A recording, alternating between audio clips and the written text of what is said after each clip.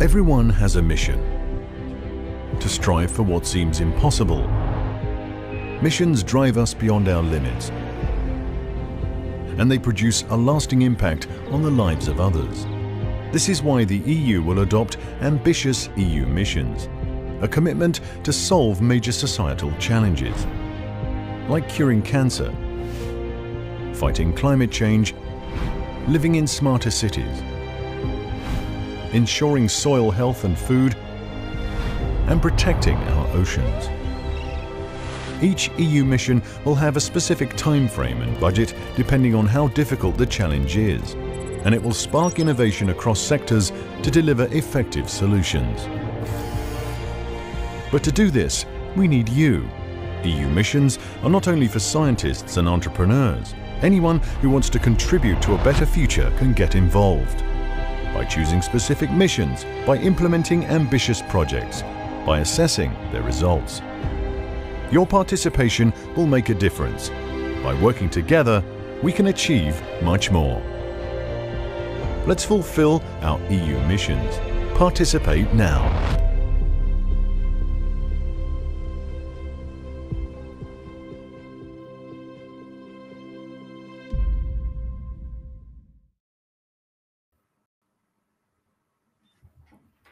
Dzień dobry Państwu, nazywam się Maria Śmietanka, jestem zastępcą dyrektora Krajowego Punktu Kontaktowego. Zanim wprowadzimy Państwa głębiej w tematykę misji, przekażę głos pani Magdalenie Bem-Andrzejewskiej, dyrektor Krajowego Punktu Kontaktowego, która otworzy oficjalnie nasze dzisiejsze wydarzenie.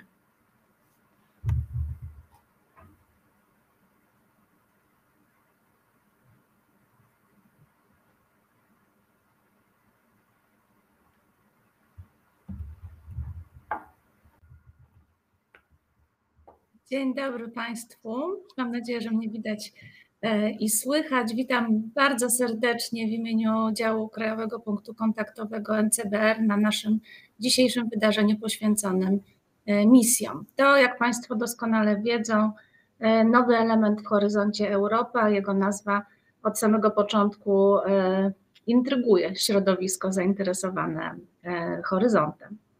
Trochę czekaliśmy, aż ta retoryka dotycząca misji, ta początkowa retoryka wypełni się treścią, ale prace nad programem pracy dobiegły końca i dzisiaj możemy rozmawiać z Państwem o konkretach i oczywiście dlatego właśnie teraz się spotykamy. Witam bardzo serdecznie gości z Komisji Europejskiej. I welcome our guests from the European Commission dealing on the daily basis with these issues. Thank you for your participation. Witam bardzo serdecznie polskich członków tak zwanych rad misji oraz zgromadzeń przy radach misji, znamienitych polskich ekspertów, którzy uczestniczyli w pracach nad tworzeniem tych inicjatyw. Dzisiaj spotkają się z Państwem i pozwoli to z pewnością zobrazować zagadnienia, które sprowadziły Państwa na nasze dzisiejsze seminarium. Jednocześnie nadmienię, że w Komisji Europejskiej trwa właśnie nabór na członków rad misji kolejnej kadencji, więc serdecznie zapraszam zarówno do aplikowania do tych gremiów, jak i do dzielenia się wiedzą o tym naborze ze znanymi Państwu ekspertami. Mamy nadzieję, że Polska ponownie wprowadzi do tych gremiów równie wielu, równie świetnych ekspertów na kolejną kadencję. Nabór trwa do 2 lutego, a wszelkie informacje znajdą Państwo na naszych stronach i w naszych mediach społecznościowych. Życzę Państwu bardzo udanego spotkania, przełożenia zdobytej tu wiedzy na działania w Horyzoncie Europa. No i oczywiście proszę pamiętać, że w KPK zawsze czekamy na Państwa, by służyć radą i pomocą. Dziękuję bardzo, życzę niezwykle udanego dnia.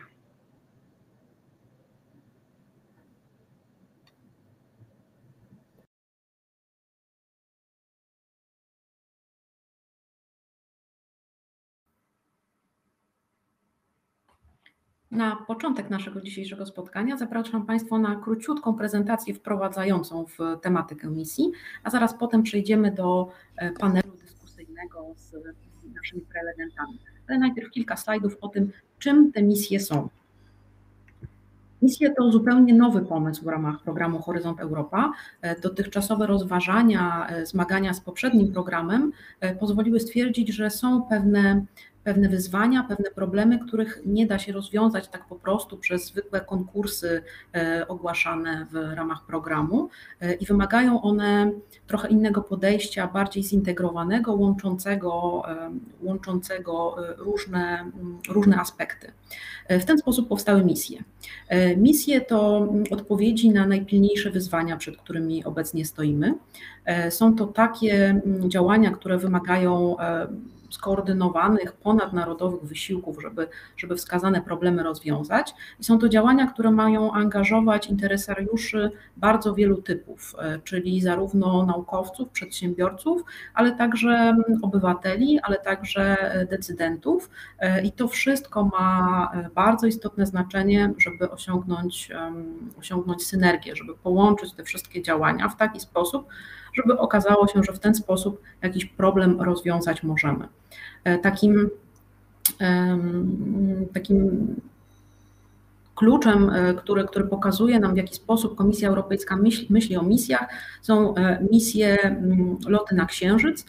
Pokazuje nam to, że aby zrealizować już ten końcowy efekt, czyli aby na Księżyc dolecieć, musimy zrealizować wiele pośrednich, małych elementów. One wszystkie muszą złożyć się na to, żeby osiągnąć ten ostateczny, spektakularny efekt. I tak właśnie ma to działać w przypadku poszczególnych misji. Ma to być zestaw mniejszych składowych elementów, które doprowadzą nas do osiągnięcia dalekosiężnego, długofalowego, ale spektakularnego celu. I jak do tej pory w ramach programu Horyzont Europa zdecydowano, że takich obszarów, na które będą koncentrowały się misje, będzie 5. Te misje to Adaptation to Climate Change, czyli adaptacje do zmian klimatu, misja związana ze wsparciem regionów i społeczności, aby stały się bardziej odporne na zmiany klimatu. Cancer Mission, czyli misja związana z rakiem, która ma odpowiadać na problemy związane z zapobieganiem, leczeniem raka. Trzecia misja Restore Our Oceans and Waters, czyli misja związana ze zdrowiem oceanów, mórz, wód, poprawą ich jakości. Czwarta misja Climate Neutral and Smart Cities, czyli misja związana z neutralnymi klimatycznie i inteligentnymi miastami. I piąta misja A Soil Deal for Europe, czyli Pakt na rzecz zdrowych gleb w Europie, misja związana z transformacją gleb. Nie jest to lista ostateczna, być może takich misji będzie mogło powstawać więcej. To są takie problemy, które zostały wskazane jako te główne, którymi zajmiemy się na początek. Link poniżej wskazuje Państwu informacje, gdzie możecie Państwo znaleźć więcej informacji o poszczególnych misjach.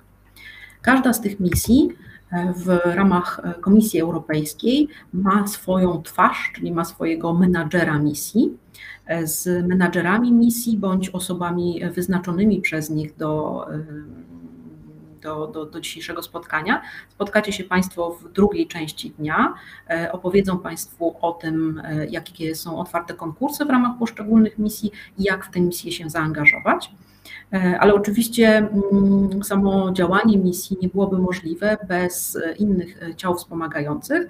I w pierwszej części naszego spotkania spotkamy się z przedstawicielami polskimi do tak zwanych rad misji, tudzież zgromadzeń przy radach misji, którzy pomagali te misje tworzyć.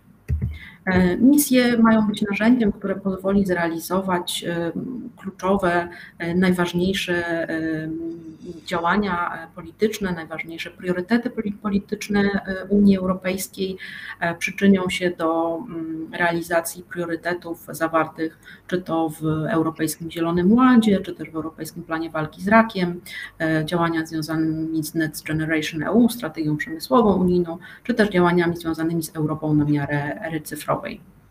Szczegółowe informacje odnośnie planu implementacji misji znajdziecie Państwo w linku wyświetlonym teraz na ekranie. Oczywiście prezentacje będą dostępne po spotkaniu Będziecie Państwo mogli ściągnąć wszystkie interesujące dokumenty i zapoznać się z nimi głębiej. Oczywiście zachęcamy także do kontaktu z Krajowym Punktem Kontaktowym. Nasi eksperci chętnie pomogą i powiedzą, gdzie znaleźć potrzebne informacje. Mam nadzieję, że to wprowadzenie pozwoli Państwu wczuć się lepiej w tematykę misji i pozwoli gładko wejść w następną część naszego spotkania, którą to częścią będzie część poświęcona rozmowie z polskimi przedstawicielami w radach misji i w zgromadzeniach przy radach misji, którzy opowiedzą Państwu o celach, o tym, w jaką stronę te misje zmierzają i gdzie tutaj Polska ma swoje szanse. Zapraszam teraz naszych panelistów. Są dzisiaj z nami pani profesor Hanna Gronkiewicz-Walc, przewodnicząca Rady Misji związanej z neutralnymi klimatycznie i inteligentnymi miastami, pani profesor Marta Pogrzeba, związana z Radą Misji dotyczącą zdrowej gleby i żywności, pani doktor Klara Ram, członek misji członek Rady Misji Zdrowe Oceany, Morza, Wody Przybrzeżne i Śródlądowe, pan profesor Konrad Rydzyński, członek Rady Misji RAK i pan profesor Zbigniew Kundzewicz, członek Zgromadzenia przy Radzie Misji, Misja Adaptacja do Zmian Klimatu. Dzień dobry. Witam Państwa bardzo serdecznie na naszym dzisiejszym spotkaniu. Cieszę się, że wszyscy Państwo mogliście do nas dołączyć. Mam nadzieję, że wszystkich już dobrze widać i słychać.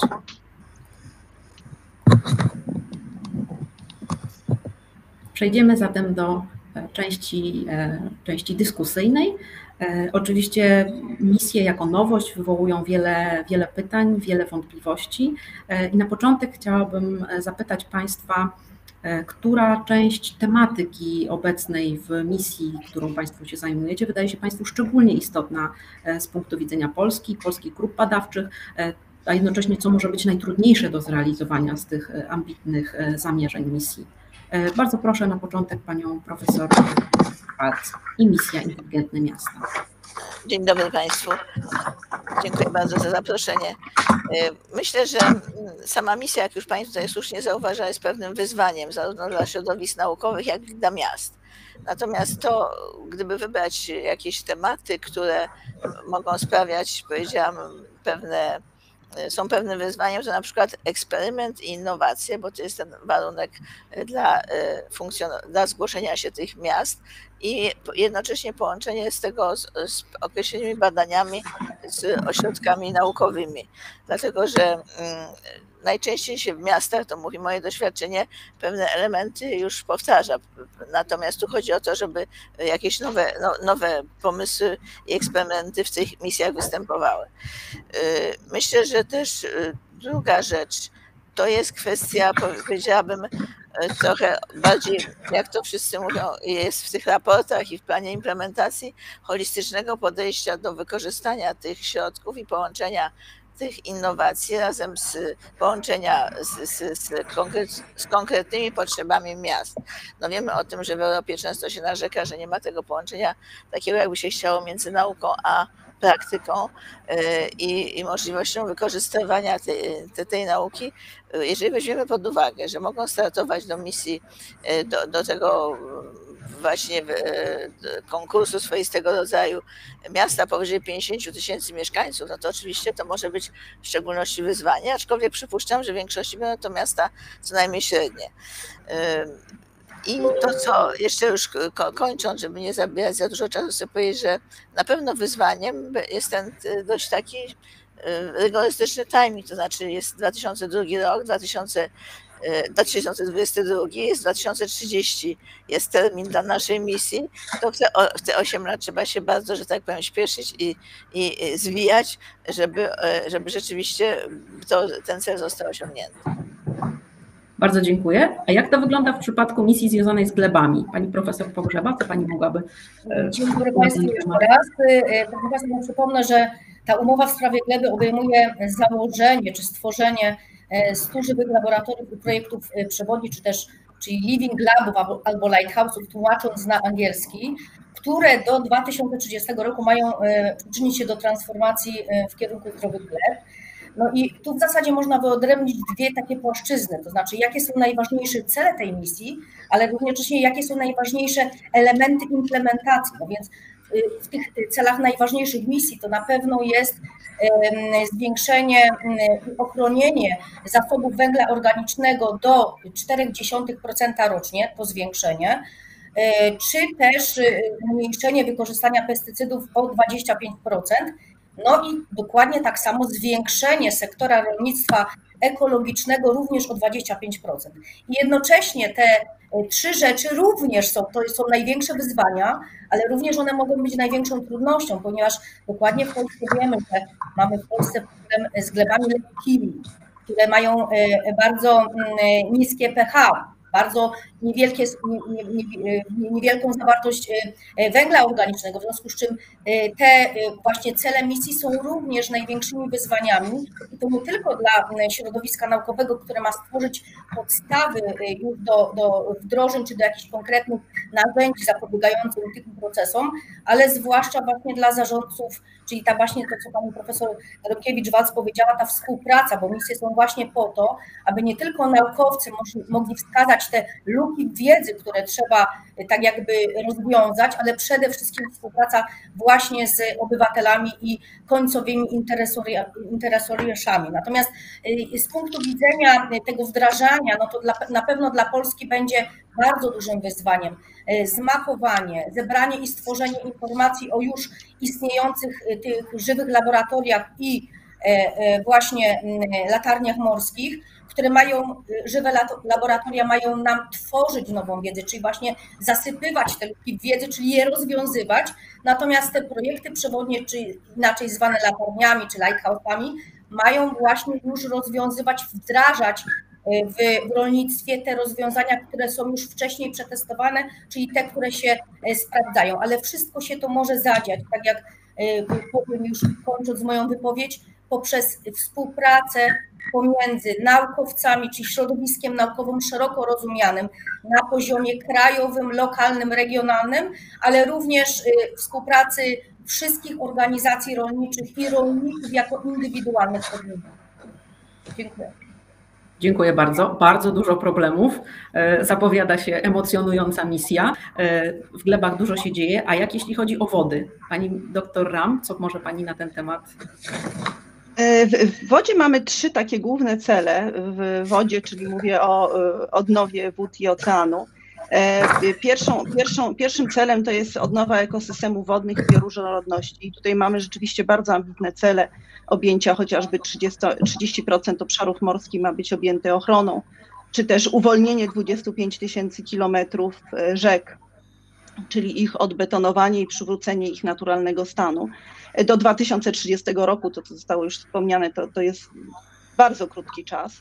Drugim takim głównym celem jest usuwanie zanieczyszczeń, czyli ten Zero Pollution Action Plan, czyli tutaj jest na przykład duży nacisk położony na plastikowe śmieci, czy na przykład na pestycydy, co jest dobrą informacją dla ochrony zasobów, szczególnie wód śródlądowych. I trzecim takim głównym celem jest błękitna gospodarka, czyli gospodarka żyjąca z wód i oceanu, ale która ma być zeroemisyjna i taką objęta szczególną właśnie takim planem dążenia do tej zeroemisyjności, chociażby na przykład akwakultura, która ma być obojętna dla środowiska. Także te cele są niezwykle ambitne. Czasu na to sprawdzam, czyli na ten rok 2030, no jest niewiele. Myślę, że jeżeli część się uda zrobić, to będzie to bardzo dobrze. Uważam, że dla Polski największym wyzwaniem jest to właśnie zero pollution, czyli walka z zanieczyszczeniem rzek szczególnie. Tutaj mamy słabą wiedzę, więc tym bardziej duże wyzwanie dla świata nauki, żeby pozyskać tę wiedzę o zanieczyszczeniach. No na pewno ten mikroplastik też jest takim tematem dość nośnym i myślę, że tutaj chociażby udział społeczny byłby bardzo wskazany do walki z zanieczyszczeniem mikroplastikiem. Dziękuję. Bardzo dziękuję. Gleby, wody, miasta to wszystko razem to części, które wpływają niewątpliwie na klimat. Jakie zatem są największe wyzwania, jeśli chodzi o adaptację do zmian klimatu, panie profesorze? Cele szczegółowe misji wiążą się z odpornością klimatyczną, czyli climate resilience, z jej przygotowaniem, planowaniem, przyspieszeniem transformacji i demonstracją wielkoskalowych systemowych transformacji. To wszystko jest bardzo ważne dla Polski w kontekście już obserwowanych i przewidywanych na przyszłość zmian klimatu w naszym kraju. Przedwczoraj ogłoszono 5 konkursów z budżetem 110 milionów euro i projekty trzeba zgłaszać bardzo szybko, do 12 kwietnia, więc tu jest niezwykle mało czasu przed startem. A co do trudności, podejrzewam, że trudność, którą ja widzę, jest właściwie wspólna dla innych misji też. Chodzi teraz o współpracę interesariuszy. I w naszych dokumentach mowa o współtworzeniu, współprojektowaniu, współimplementacji i nawet współmonitorowaniu, czyli co-creation, co-projecting, co-implementation, co-monitoring. Bardzo dużo tego współ i to jest trudne, bo tak się do tej pory nie pracowało. Dziękuję. Bardzo dziękuję. Powinien być z nami jeszcze pan profesor Konrad Rydzyński, misja RAK, ale widzę, że zniknął. Panie profesorze, jest pan z nami, czy jakieś przejściowe kłopoty techniczne i wrócimy później? Nie widzę, powiada przejściowe kłopoty. Przejdziemy zatem do następnego pytania i damy panu profesorowi szansę na walkę z systemem. Mimo że widzimy, że kierunki działań misji są zupełnie różne, no to jednak pewne problemy, właśnie to współdziałanie, łączenie różnych środowisk i problemy z tym związane są niewątpliwie wspólne dla wszystkich. A czy wiecie państwo może już, jak będą monitorowane postępy w realizacji misji? Jak powinien wyglądać sukces misji? Skąd będziemy wiedzieć, że idziemy w dobrym kierunku, że ma szansę nam się udać? Pani profesor Gronkiewicz-Walc? No to odkryjemy dopiero w 2030 roku, jak to się powiodło, ale myślę, że szereg będzie takich wskaźników oczywiście monitorujących i one są krótkofalowe, długofalowe i średniofalowe. I najpierw powiem o takich może miękkich, to znaczy miękkie polegają w moim odczuciu na tym, że będzie w poszczególnych miastach, które się zgłoszą, badany stopień zainteresowania, przekonania, ambicji i taki leadership rzeczywiście, że chce się to osiągnąć do 2030 roku. Ja uważam, że jak jest dobry leadership, to wtedy można rzeczywiście pewne rzeczy osiągnąć, mimo że wydają się trudne na początku do osiągnięcia.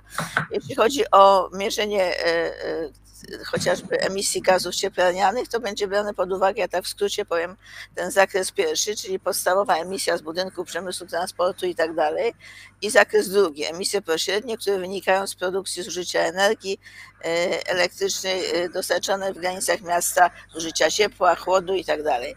Także natomiast zakres trzeci nie będzie brany pod uwagę, jeśli chodzi o te mierniki. I jeśli chodzi o pierwszy sprawdzian, w zasadzie będzie taki całościowy już w lipcu tego roku, 2022, jak to, że tak powiem, taka ogólna ocena, jak to wygląda w tych poszczególnych miastach, od czego jest ten punkt startowy.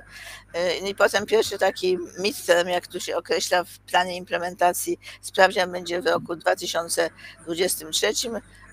One są w tym naszym planie implementacji na stronie 43.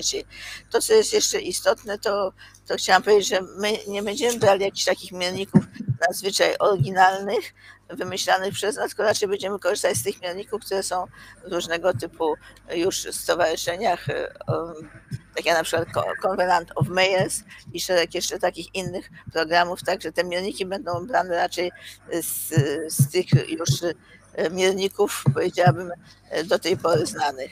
To są między innymi te dotyczące oceny mobilności transportu, dotyczące projektów w miastach. Bardzo dziękuję. A jak wygląda sytuacja w misji glebowej? Jak będzie tutaj monitorowana? Proszę Państwa, no dokładnie tak jak powiedziała Pani profesor, każda z misji ma tak zwany plan implementacji I nasza misja glebowa składa się z takich 4 głównych elementów. Pierwszy to jest oczywiście plan badań i rozwoju i innowacji, czyli dokładnie ten plan, który będzie dedykowany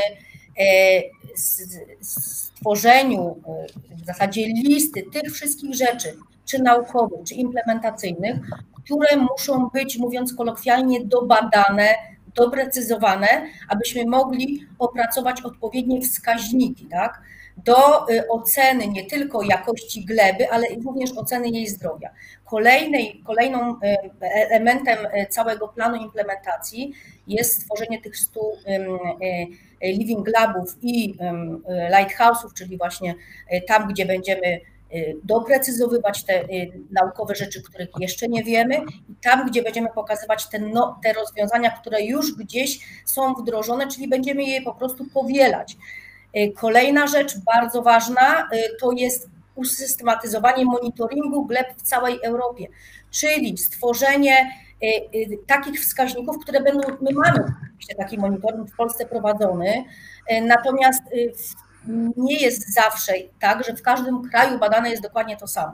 Z racji tego, że w tej chwili na przykład jest bardzo duży nacisk na to, aby oceniać bioróżnorodność, istnieje duże prawdopodobieństwo, że takie wskaźniki dotyczące na przykład bioróżnorodności gleb będą również brane pod uwagę, ale te wskaźniki, aby ocenić faktycznie później, czy w Europie te gleby w 2030 roku będą zdrowe, muszą być zharmonizowane. No i ostatni element, który jest bardzo ważny w implementacji, ale również w monitoringu postępów misji, jest właśnie to komunikowanie o glebie, czyli połączenie tych wszystkich środowisk, a przede wszystkim danie na przykład takich narzędzi jak doradcy glebowi dla rolników, że oprócz tych doradców, czyli na przykład WODRy, które w tej chwili, czyli wojewódzkie ośrodki doradztwa rolniczego, czy inne koła rolnicze, które doradzają indywidualnym rolnikom, oprócz tego będą musieli być powołani tacy doradcy, którzy wskażą, jak należy z glebą postępować. Natomiast no nie takim namacalnym również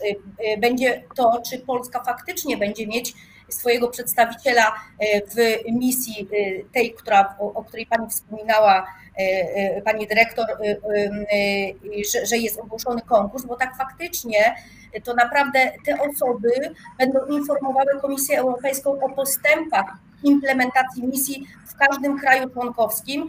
Także no, miejmy nadzieję, że będziemy mieli takiego przedstawiciela. Jeżeli go nie będziemy mieli, to niestety o monitoringu będą musiało informować prawdopodobnie Ministerstwo Rolnictwa i będzie musiało dedykować jakąś osobę, która będzie po prostu sprawozdawała Komisji Europejskiej, jak w tych 4 elementach implementacyjnych Polska, powiedzmy sobie, wdraża i cele, i te zakresy.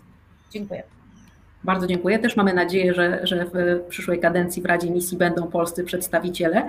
A jak wygląda to, jeśli chodzi o misję związaną z wodami i oceanami? Czyli tutaj mamy jakieś mierniki? No tutaj też rzeczywiście te mierniki są bardzo ogólne, bo tak jak mówiłam, to jest na przykład 25 000 rzek do uwolnienia, czy na przykład redukcja spływu substancji biogennych o 50%, to jest bardzo ambitny cel, czy właśnie redukcja zanieczyszczenia mikroplastikiem o 30%. To są takie bardzo ogólne cele. Myślę, że wiele dadzą nam te lighthouses, czyli te latarnie morskie, które są też tworzone właśnie w ramach misji wodnej.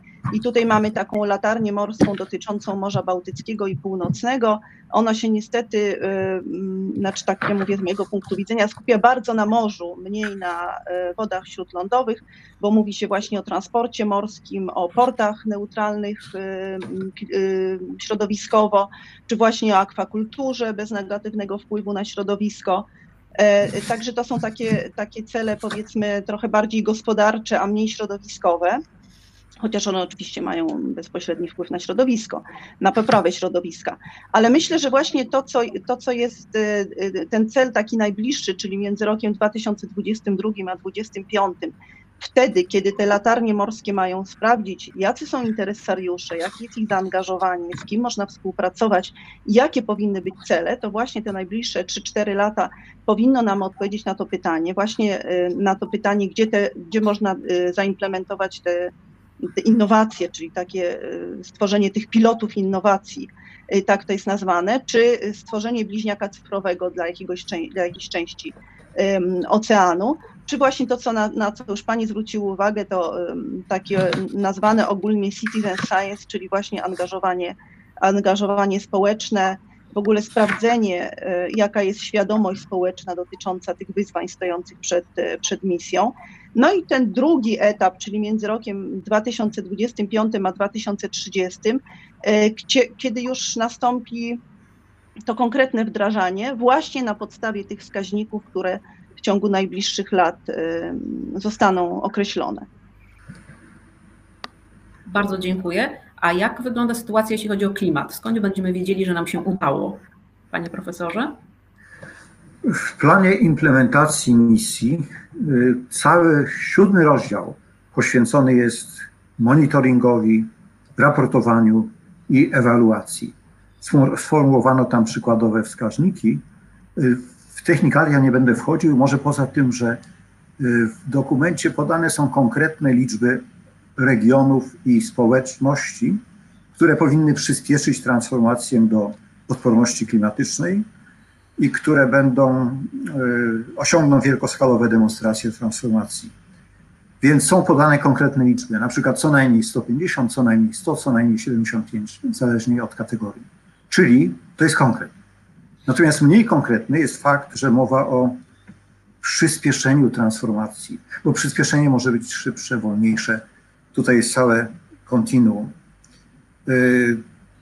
Tym niemniej wydaje mi się, że problem jest postawiony bardzo porządnie w dokumencie plan implementacji i myślę, że nie będzie kłopotu z zadecydowaniem, czy projekty rozwijają się właściwie. Natomiast chciałbym podchwycić hasło pani profesor Wyrątkiewicz-Walc. Z odtrąbieniem sukcesu powinniśmy poczekać do roku 2030. To będzie dopiero wiadomo. Dziękuję. Dziękuję bardzo. Jak na tak ambitne plany, to w sumie ten 2030 jest już całkiem blisko, więc nie będziemy musieli tak długo czekać, żeby się okazało, czy nam się udało. Zresztą mam nadzieję, że nam się uda, bo te wszystkie problemy są tak istotne, że wydaje się, że dla jakości życia w Europie i na świecie kluczowe jest, żeby nam się udało się to wszystko rozwiązać. Widziałam przez moment pana profesora Rydzyńskiego na ekranie, ale znowu zniknął. Czy to oznacza, że i teraz nie uda nam się nawiązać z nim kontaktu? Panie profesorze? Chyba nie. No nic, będziemy czekać na ten moment, kiedy pojawi się raz jeszcze. A my przechodzimy do następnej kwestii. Jak Państwo myślicie, jak działania ze strony administracji publicznej czy samorządów mogą przyczynić się do wykorzystania możliwości finansowych stworzonych przez misję oraz do skutecznego wdrożenia proponowanych rozwiązań? A także ewentualnie jak działania instytucji naukowych mogą przyczyniać się do wykorzystania takich możliwości, które tworzone są przez misję. Pani profesor Gronkiewicz-Walc, jak to wygląda, jeśli chodzi o miasta? No, jeśli chodzi w ogóle o administrację publiczną, to bardzo ważna jest współpraca, tak jak powiedziałam, między różnymi szczeblami, ten multi-level cooperation. To jest bardzo trudne do osiągnięcia i z tego względu, że mamy tutaj szczebel centralny, szczebel regionalny, i ten szczebel miejski i to wymaga, powiedziałam, pewnej rewolucji w myśleniu i w działaniu. Nawiasem mówiąc, ja zawsze też powtarzam kolegom z komisji, że misje są na tyle nowym tworem, nową metodą w zasadzie, nie tworem, że wymaga też takiego rewolucyjnego podejścia ze strony komisji, prawda, która do tej pory też raczej opiera się o takie przedmiotowe programy. Więc wydaje mi się, że administracja powinna zdawać sobie sprawę, że przy niskich dochodach, zwłaszcza samorządu, że to jest ogromna szansa pozyskania dodatkowych środków, które daje misja. No, też trochę przymusza do zmiany stylu pracy, ponieważ wyraźnie będzie też oceniane przez nas jako takie te miękkie kryterium, ale istotne wskaźnik, to znaczy, że styl pracy jest mniej silosowy, taki podział na poszczególne przedmioty, a bardziej taki, jak to wszyscy teraz mówią, holistyczny. No, musi być też taki styl pracy, że wszyscy grają do jednej bramki. Wiemy, że to nie jest łatwo osiągnąć. Ja tu też uważam, że zresztą w raporcie naszym też tak było, nie tylko ja tak uważam, że musi być bardzo silna motywacja liderów miast i to zmienia trochę oblicze zarządzania, wykorzystanie relacji z dotychczasowymi interesariuszami. Tu troszkę łatwiej, wydaje mi się, mają miasta większe, bo one mają kontakty z politechnikami, z różnymi innymi jednostkami badawczymi, z panem, z uniwersytetami i to będzie, mi się wydaje, pod tym względem łatwiejsze dla większych miast. Ciekawe, jakie będą te proporcje, ja sama jestem ciekawa, co się okaże za lat 8. To, co jest jeszcze ważne, to muszę powiedzieć, że to jest taki trochę papierek lakmusowy dla tego ostatecznego celu, jakim jest Green Deal, bo my mamy tylko 8 lat, prawda? A jeszcze będzie następne 20 lat dla całego kraju. To będzie taki papierek właśnie lakmusowy, co my zrobimy przez te 8 lat, czy da się zrobić do roku 2050, który jest dość odległy, ale trzeba się oczywiście mobilizować. No i sądzę też, bym tak radziła, żeby same instytucje naukowe szukały, powiedziałabym, takich kontaktów, te, które jeszcze nie mają, z miastami, ponieważ wiemy o tym, że to jest 100 miast za 8 lat ma być. Natomiast będą inne miasta i komisja jest otwarta, wyraźnie to podkreśla, że będą te przypadki multiplikowane. Czyli jeżeli miasto się nie załapało, mówiąc tak potocznie, do tej 100, to ma szansę, korzystając z tego samego instrumentarium, później dołączyć, jako że miast w Unii Europejskiej statystycznie zdaje się 800. Także jeżeli będzie dobrze to zrobione, to naprawdę to jest takie powtarzające się replikowanie tego, co już było. No i dlatego duże miasta zwłaszcza, ale nie tylko duże, średnie też, nie powinni się zniechęcać, jeśli nie znajdą się w tej powiedziałabym 100, ponieważ komisja jest naprawdę bardzo otwarta, żeby te same fundusze w ten sposób wydawane, osiągnięcie tego samego celu przez inne ułatwi po prostu dojście do roku 2050, żeby wszyscy byli, powiedziałabym, rzeczywiście żyli w neutralnej klimatycznej Europie. Dziękuję. Dziękuję bardzo. Ja widzę tutaj z nami pana profesora Rydzyńskiego. Trochę wyłamię kolejność i wykorzystam okazję, że widzimy pana. No właśnie. Nie wiem, czy to jest akurat takie wielkie wydarzenie, że państwo nie widzą, ale problemy techniczne. Zresetowałem router i w końcu po jakimś tam dłuższym okresie czasu udało się odzyskać połączenie, więc ja nie wiem, na jakim etapie państwo jesteście, dlatego że właściwie cały czas nie miałem możliwości śledzenia dyskusji. Rozumiem. Ja przygotowałem prawdopodobnie przy końcu. Ja przygotowałem prezentację krótką, więc jeśli można, to może by to usprawniło moją wypowiedź w całości. To może my dokończymy teraz tę turę odpowiedzi państwa i potem przejdziemy po prostu do pana i będzie pan miał szansę odpowiedzieć na te wszystkie pytania, na które odpowiedzi, bo jesteśmy już przy ostatnich pytaniach z resztą prelegentów, więc mam nadzieję, że uda się panu zostać z nami. My skończymy rundę i wrócimy do pana. Dziękuję. Dziękuję bardzo. Przejdźmy teraz do gleb zatem. Jak tutaj możemy zaangażować administrację publiczną, jak ona może się przyczynić do wykorzystania tych możliwości finansowych i działania instytucji naukowych, jak one mogą wykorzystać te możliwości tworzone przez misję? No, proszę państwa, to dokładnie cały czas o czym mówimy, ta oddolna współpraca, tak, na poziomie samorządu, z takimi organizacjami, które w Polsce już mamy, czyli ośrodki doradztwa rolniczego, czy kółka rolnicze, czy też jakiekolwiek organizacje producenckie, związki rolnicze i branżowe. Mamy ich w Polsce bardzo dużo, no prawie ponad 30, tak? I też mobilizacja takich podmiotów, które w innych powiedzmy sobie, rozdaniach projektowych nie byłyby możliwe, ponieważ tutaj pytamy też indywidualnych rolników, czyli ci, którzy może i mają małe gospodarstwa, ale ci, którzy na przykład też mają kilkaset hektarów, w Polsce też takich mamy, tak? W związku z czym inicjowanie spotkań, aktywizacja, angażowanie, no poprzez też również organy powołane w ministerstwo, tak? Ministerstwo Środowiska i Rolnictwa, ale też sytuacja taka, że my, to co pani profesor Brunkiewicz-Walc powiedziała, 30 rok to będzie powiedziane sprawdzam, tak? Natomiast dla nas ten cel długoterminowy to jest rok 2050. Tutaj też nie wspomniałam wcześniej, ale to myślę, że to jest też pora wspomnieć o strategii glebowej, która została opublikowana w listopadzie 2021 roku, tak? No już możemy tak powiedzieć, mamy styczeń kolejnego.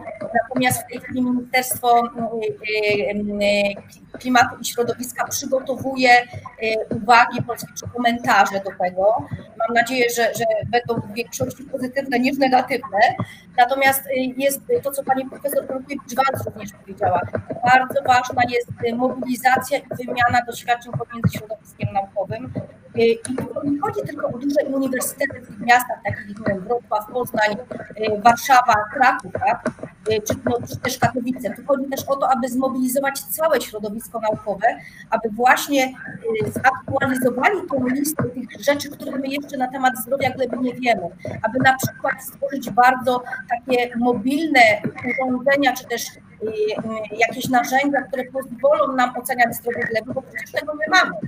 A na tym mamy oprzeć ocenę, czy faktycznie w 2030 roku, bo jak powiemy, sprawdzam, czy ta gleba jest zdrowa, to musimy umieć czymkolwiek to ocenić.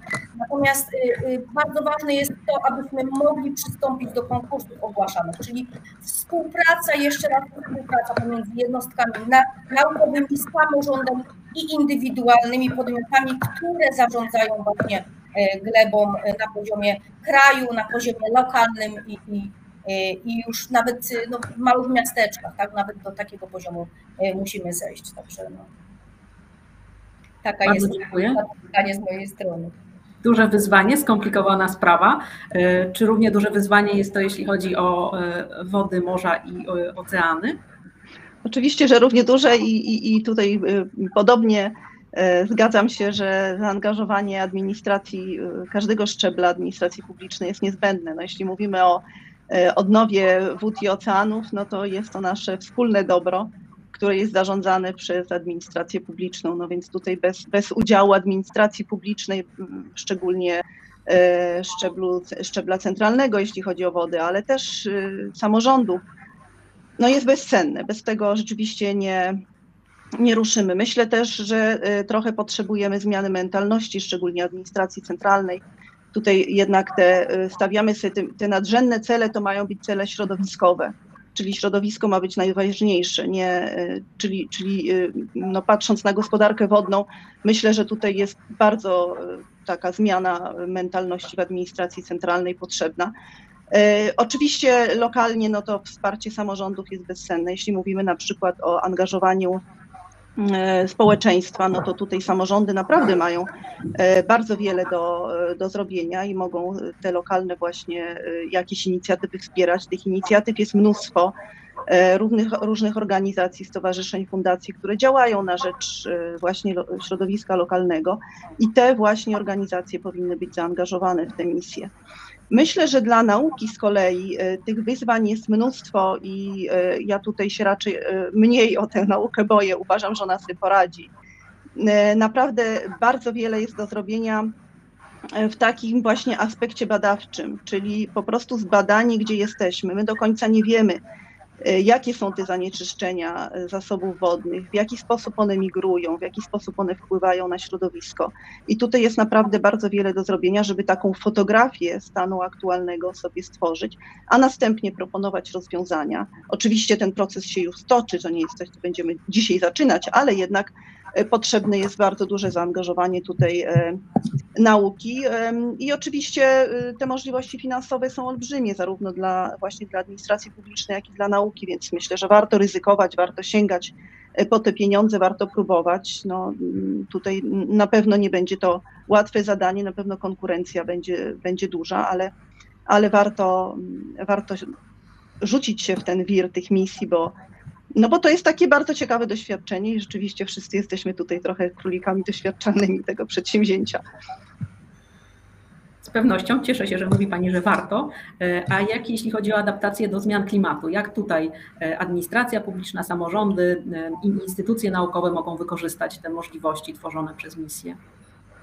Czyli rozumiem, że teraz łączymy odpowiedź na ostatnie dwa pytania, czyli i administracja, i nauka. Tak, myślę, że to da nam taki... Jasne. No więc oczekuje się, że w wyniku misji administracje lokalne opracują lub zrewidują plany zarządzania ryzykiem sytuacji kryzysowych i zapewnią, że krytyczna infrastruktura pozostanie bezpieczna, a zasadnicze funkcje systemu zostaną zachowane. A więc ważne jest konsekwentne wsparcie i zaangażowanie władz administracji lokalnych, samorządów i silna motywacja. Natomiast co do naukowców, wydaje mi się, że naukowcy muszą wyjść ze swoich wież z kości słoniowych, jeżeli niektórzy naukowcy tam ciągle przebywają, a wiem, że tak. Może nawet powinni zapomnieć o swoich pet concepts, czyli ulubionych koncepcjach.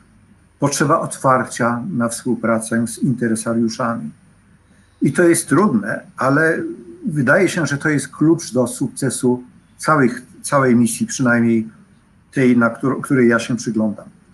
Potrzebne jest zaangażowanie istotnych interesariuszy, naukowców, przedsiębiorców, decydentów, społeczeństwa obywatelskiego, po to, żeby osiągnąć efekt synergii niezbędny do wymyślenia i wdrożenia rozwiązań służących odporności klimatycznej.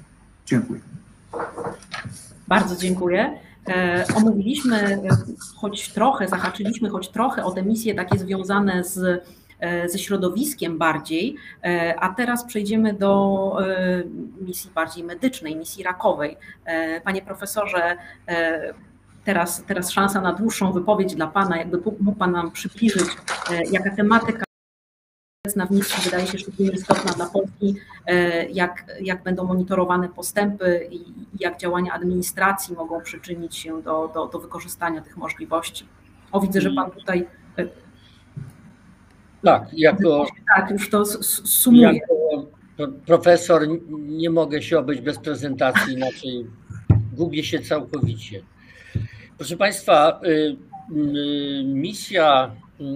misja cancer, czyli nowotwory albo rak, jest ściśle powiązana ze wszystkimi innymi misjami, dlatego że trudno wyobrazić sobie sukces bez poprawy jakości gleby, a także przez to żywności, powietrza, wody, no i ogólnie klimatu.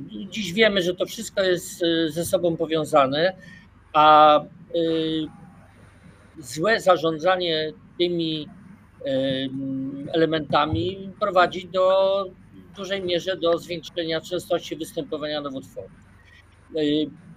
Mówimy dzisiaj o misjach, ale jeśli chodzi o walkę z nowotworami, to duża część tych planów, które mieliśmy w ramach misji, przeszło do innego planu, mianowicie Europe's Beating Cancer Plan.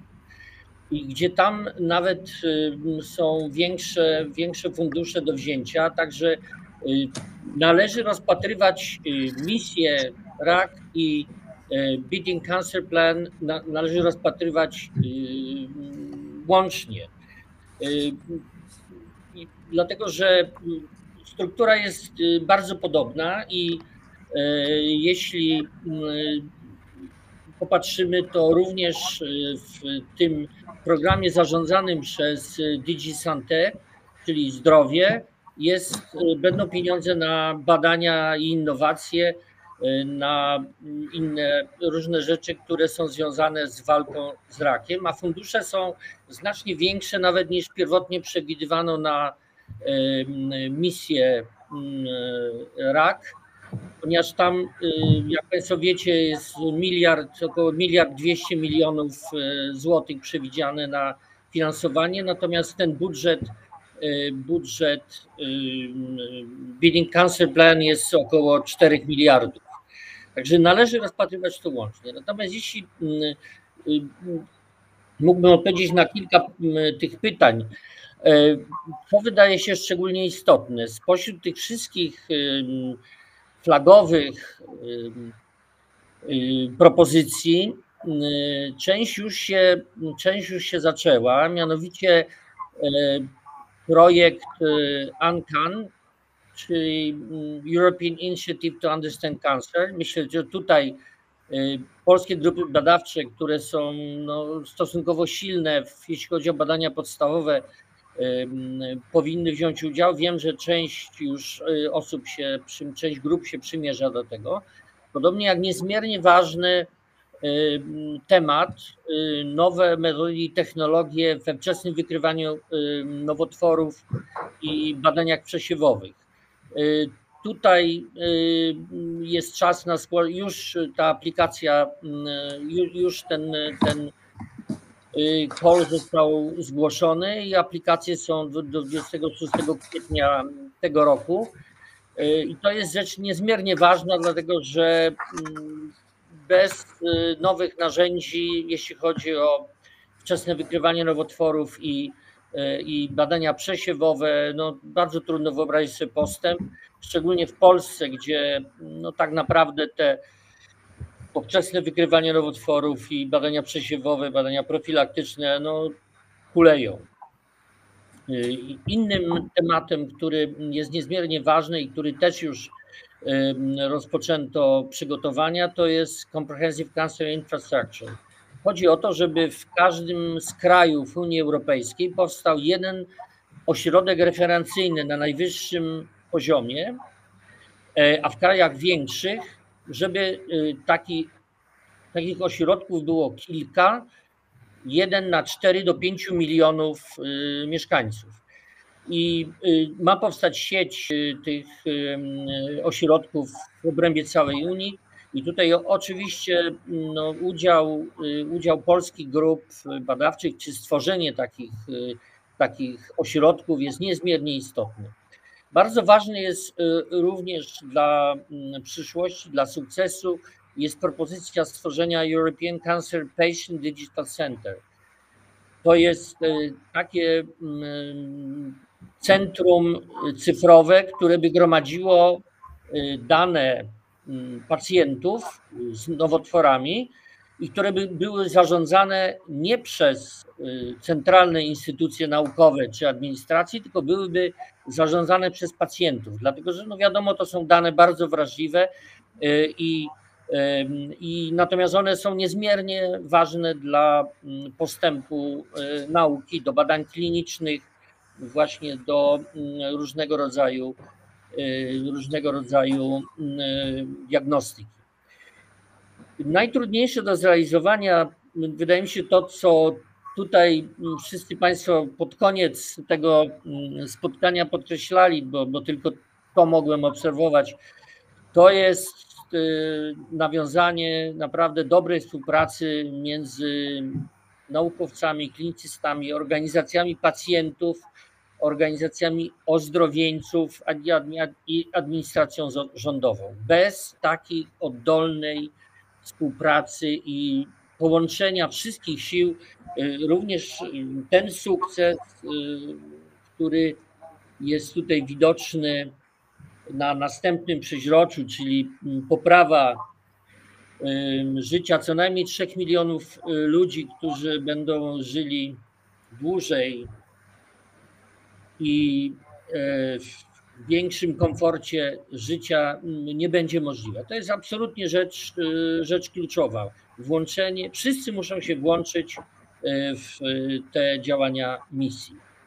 Jeśli mówimy o tym, jak będą monitorowane postępy, to oczywiście już został znowu otwarty konkurs na wprowadzenie metod, które określą warunki, jakim będą mierzona jakość życia. To jest, wszyscy zdajemy sobie z tego sprawę, że mierzenie jakości życia jest bardzo, bardzo trudne, ale niemożliwe. No i żeby można było ocenić te efekty działań misji, takie wskaźniki, opracowanie takich wskaźników jest niezmiernie istotne i od tego w tym roku będzie rozstrzygnięty konkurs. Tutaj to jest konkurs, który może również i powinien zmobilizować ośrodki nie tylko naukowców zajmujących się stricte badaniami nad rakiem, ale także socjologów, filozofów, etyków, dlatego że no, jest to, ich wkład będzie niezmiernie istotny. I teraz przechodzimy do rzeczy, która jest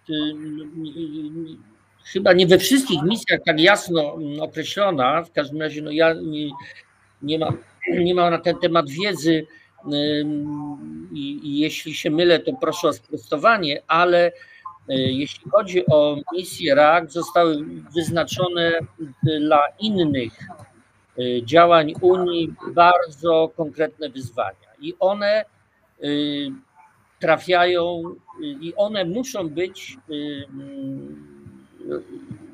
wdrażane poprzez ścisłą współpracę nie tylko ministra nauki, ministra zdrowia, ale także jak w przypadku programu Digital Europe Program, gdzie właśnie to ma być sfinansowane europejskie badania nad stworzenie Europejskiego Centrum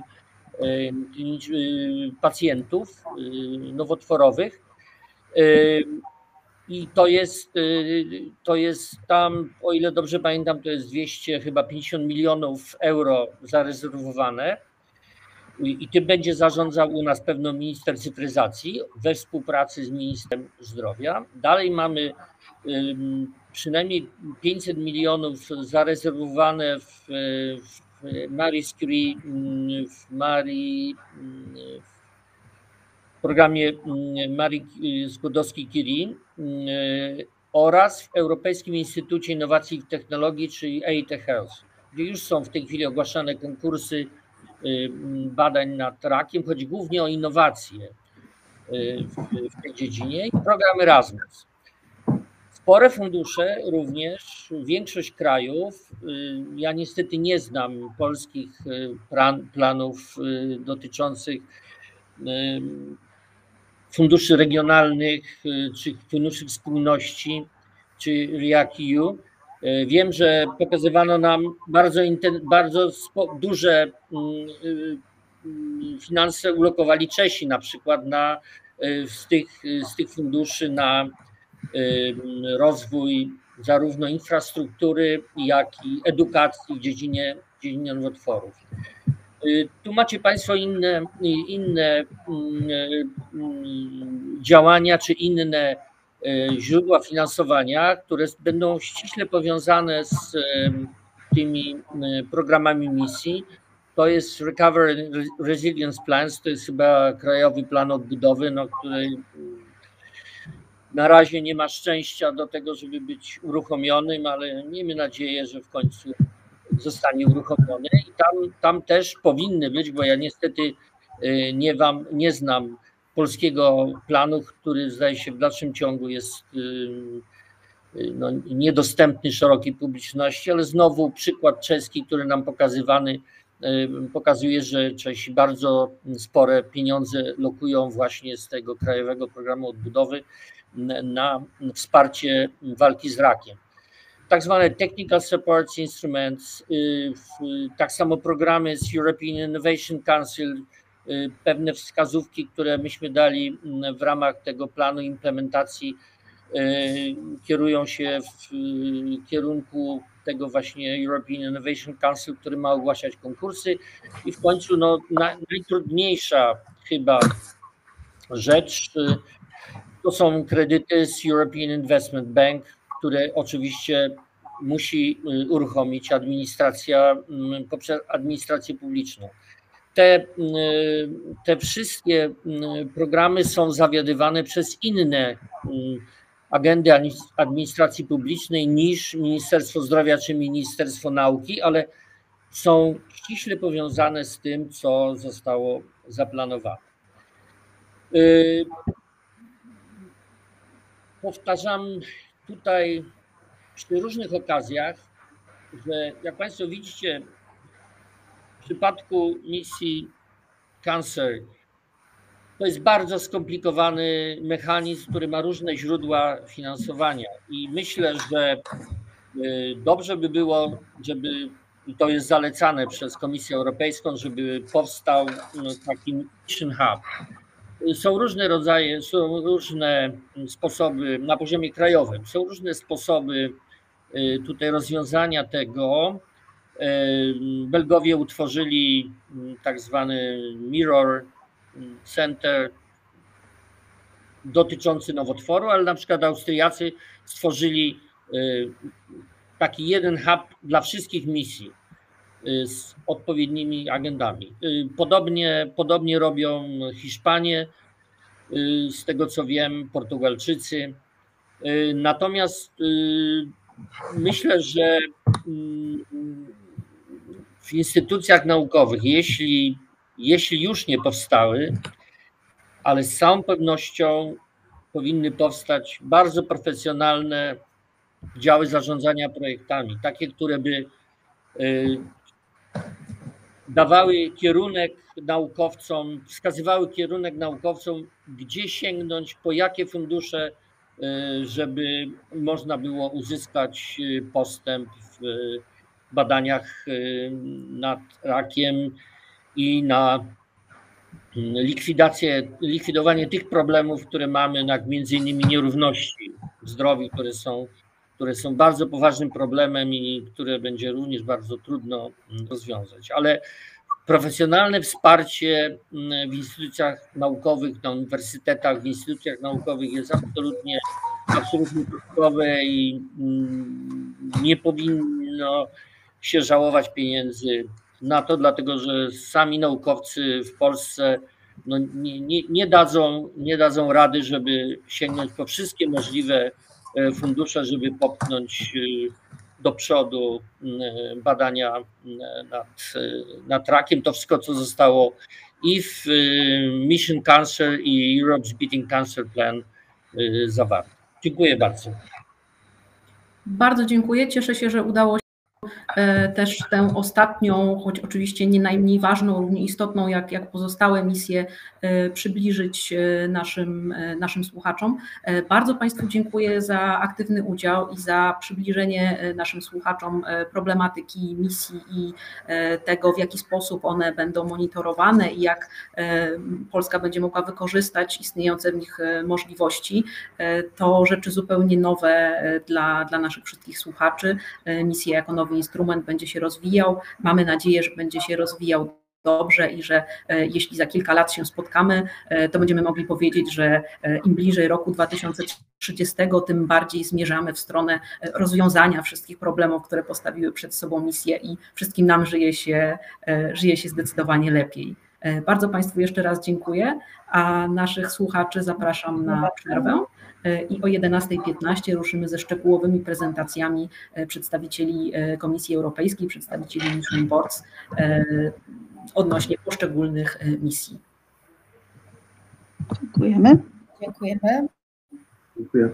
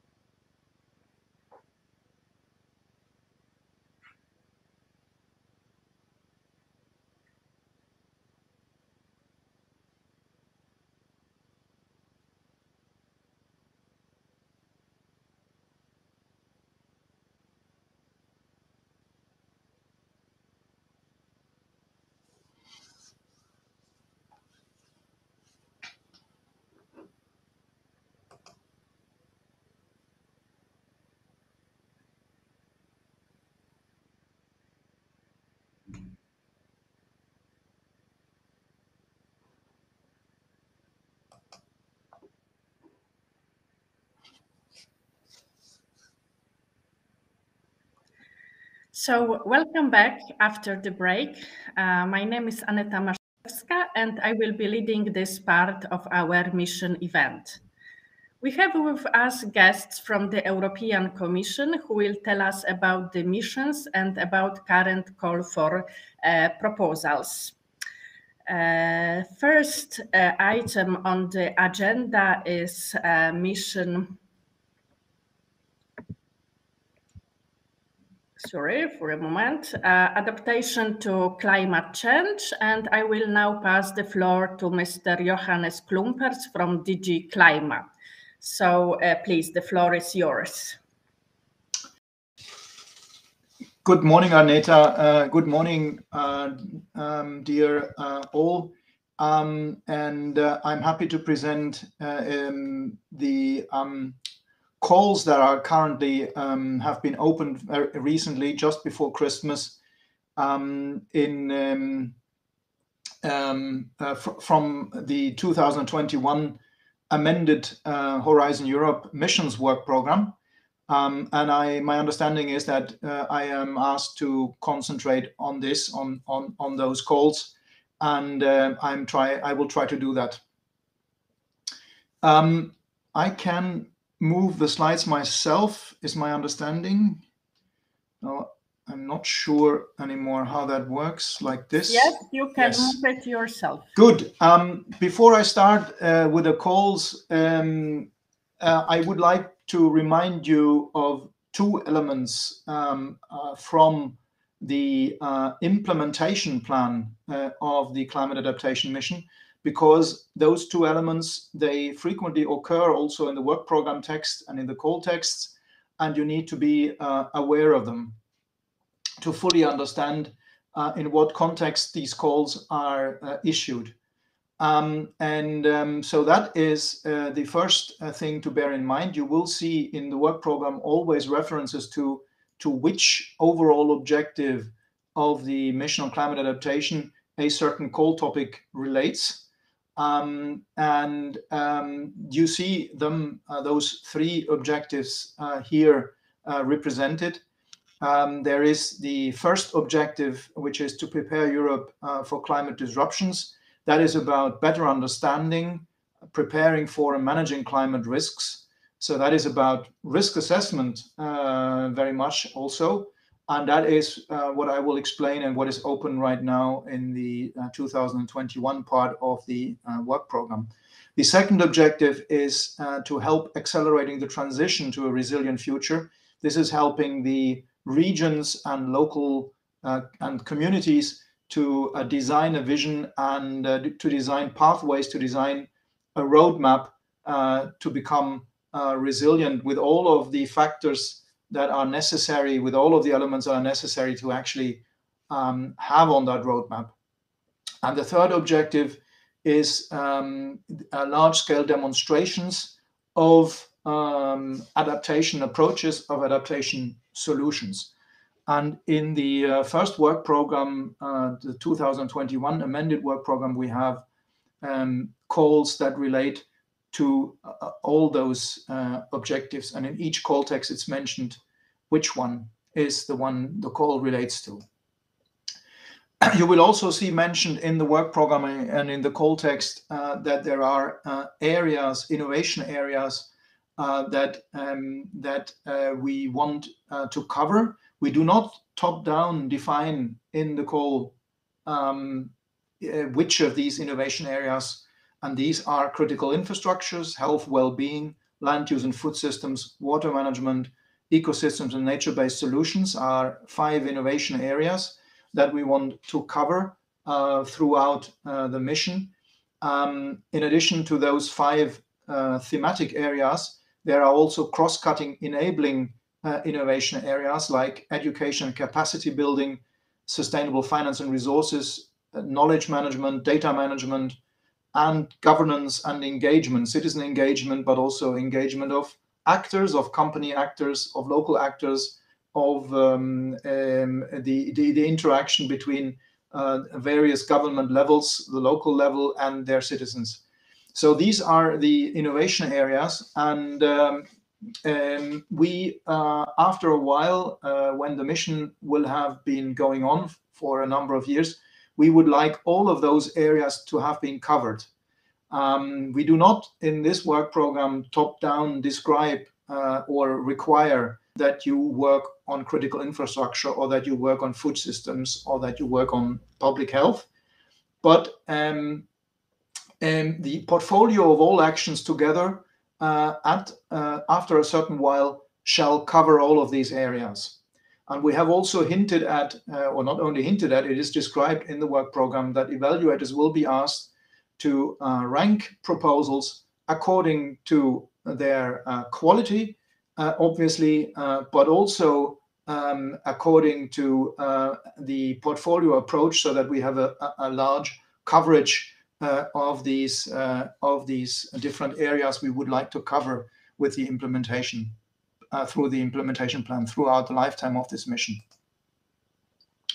So what we are talking about here today is there has been published already months ago a 2021-2022 work program, and what has been recently published is an amendment to that work program.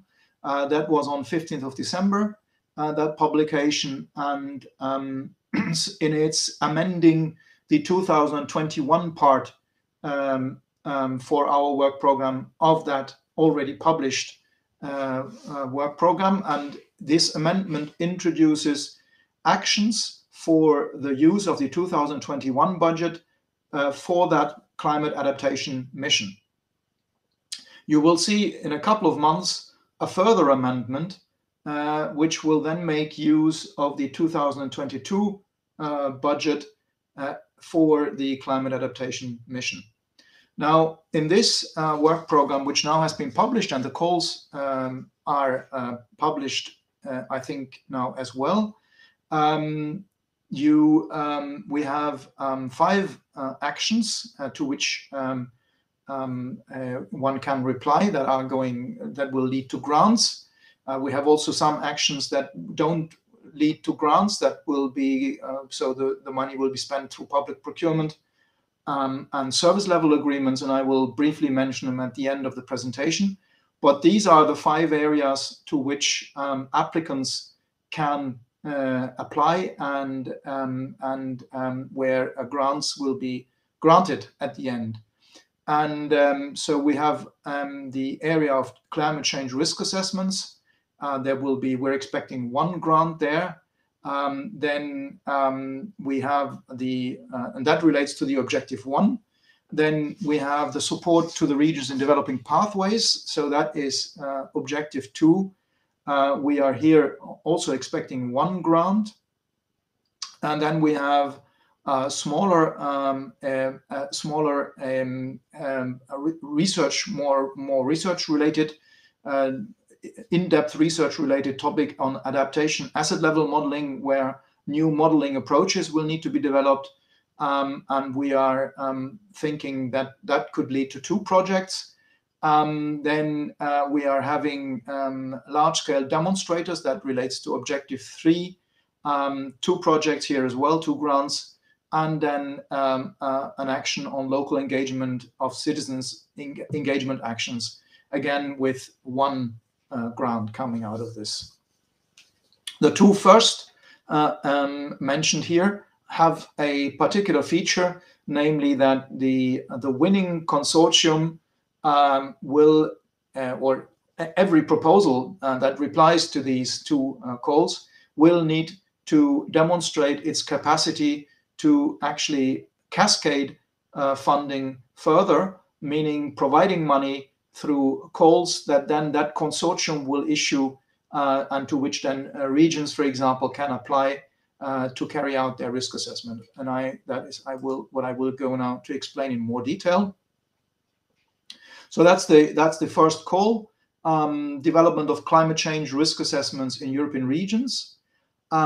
This call, as I said, is a call with cascading elements. So here, the consortium that wins will need to issue calls in a later stage of that grant. And with those calls, we expect that at least 50 regions or communities in Europe will be supported to develop their multi-hazard risk assessments. And these multi-hazard risk assessments shall be carried out according to a methodology that will be defined by the winning grant in a first step. So the first 12 months of this grant will be dedicated to developing a climate risk and vulnerability assessment framework. This is not new research, because there are already quite a number of existing climate risk and vulnerability assessment frameworks. It is more about defining a common approach, and we expect that 12 months for this is enough. And then this common approach will be used in the step 2 by those 50 regions, at least 50 regions, that will be getting cascading grants, cascading funds to carry out then their risk assessment according to that common methodology that was defined in step 1. Now, I am skipping, I'm reversing the order in my presentation a little bit. So this is the third call, but I'm taking that one first because it relates also to the objective 1, increasing our knowledge about climate risks. And this is research. So we are inviting here researchers to improve the modeling capacity, the modeling possibilities at asset level. These assets are buildings, agriculture, infrastructure, housing areas, and often in models, the information on assets cannot be easily combined with the risks that come through climate change. You have climate change models. They are global, they are regional, very rarely local, but usually these models are difficult to combine with information on assets. And only if that information is there to some extent, you can actually really make very precise assessments of the infrastructure risk, on the risk on the assets, for example. Now, today you need to do without, in many cases, without these models. You need to see your climate risks, and then you need to know what in your regions exists in terms of assets, and you cannot go down in many details there. And what we are trying to do with this is encouraging the development of integrated models where the asset level, the asset information is brought together with the climate information. That might involve insurers, it might involve researchers. Researchers are working on this, and we hope that we progress on this asset modeling. So the second call is about objective 2. This is about the supporting regions to developing pathways towards climate resilience. What it means, pathways, is actually a roadmap, is actually a definition in a region. This is what we will do in the next years, decades, to increase our resilience to climate change. So this is addressed to regions who have already a good understanding of what their risks are. So here they have as a starting point, these are my risks. And based on these risks, this is then here they will they can get help, support to then develop their roadmap, their actions to take in order to mitigate those risks, in order to cope with those risks. Now, this can, to develop these pathways, these roadmaps, we believe there needs to be an element of citizen consultation, citizen engagement, collaboration by citizens for many aspects, because you might need to change landscape planning. You might to change the urban, the spatial planning, for example, and you might want to do that together with the people living there. As usually, you have several options that you can take, and not all of those options might be as suitable, but among the choices that there are, you would need to involve the local people and give them a say on how to go about the planning to become more resilient. That this action here also will involve the possibility to test, have small demonstration areas to test maybe certain solutions, warning systems, protection measures, or inclusion of green spaces or whatever, whatever can help in reducing your climate risks. Also, this call has cascading elements. So also here, the winning consortium will need to do, roughly speaking, two things. It will need to provide assistance to regions that will participate in this. So scientific, engineering or innovation or consultancy assistance in designing these pathways, these roadmaps. It will, the second thing that consortium will need to do is to help financially also regions to then develop their roadmap, their pathways. And that, again, that financial help will be given through cascading funding. So they will issue calls to regions that then will reply to this and will obtain help in developing their roadmaps. This fourth call here, that relates to the third objective of the mission, and that is large-scale demonstrations.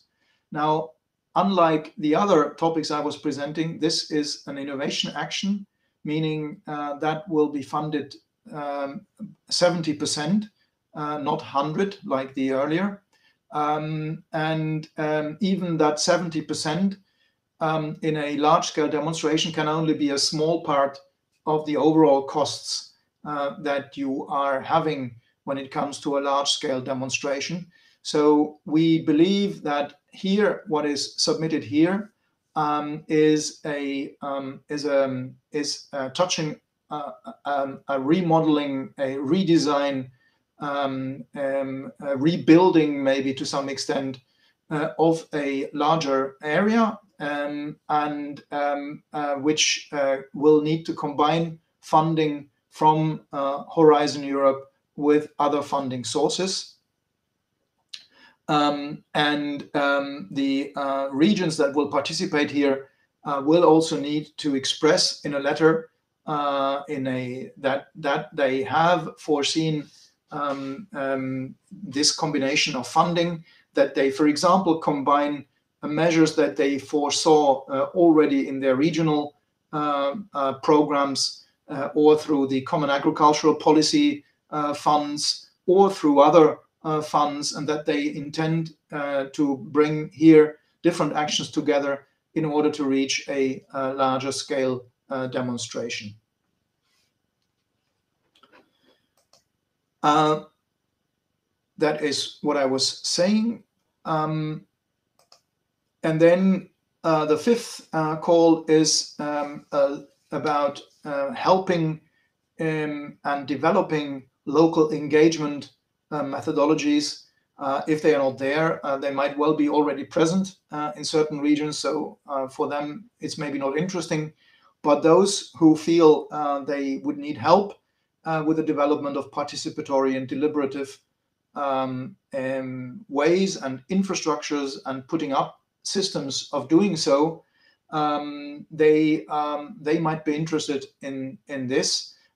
Here, the idea is that will be by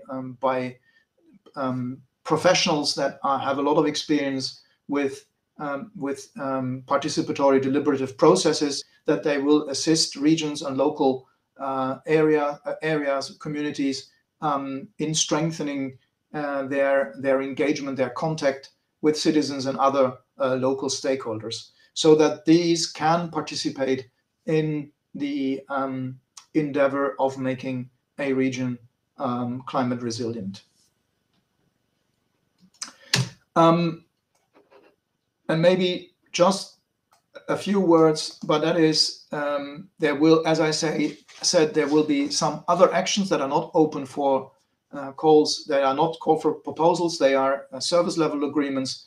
We will have service level agreements with the European Environment Agency to use the Climate Adapt platform as a support to the mission. And we also will, through public procurement, establish a mission implementation platform that shall see the light at the end of 2022. And this platform will also be supporting all of the projects and all of the initiatives that will be brought together under the mission, and will identify cross actions that should go across. They will identify how people can work together, and they will identify moments where help is needed, and they will identify suggestions for future actions based on the experience of everyone participating in the mission. I think that was the picture for this 2021 part of the Horizon Europe mission work program for the climate adaptation mission. Thank you very much for your attention.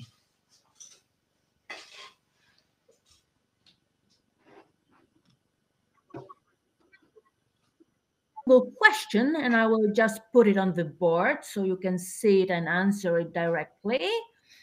Here it is.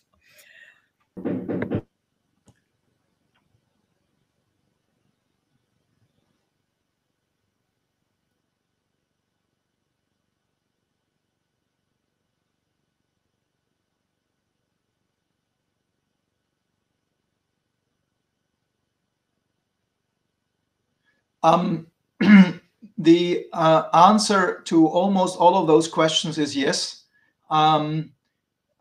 Cities can apply for support. Can a community be understood as a metropolis? Yes. We do not have a totally strict definition of what a region is. What you need to demonstrate in the call, in your proposal when you apply, is that whatever you propose there, that it makes sense, and that there is an authority in there which can take decisions. If here the example of the Krakow Metropolis Association, if that is a body that can take decisions, that can take actions, that can commit money, then yes, it can be done.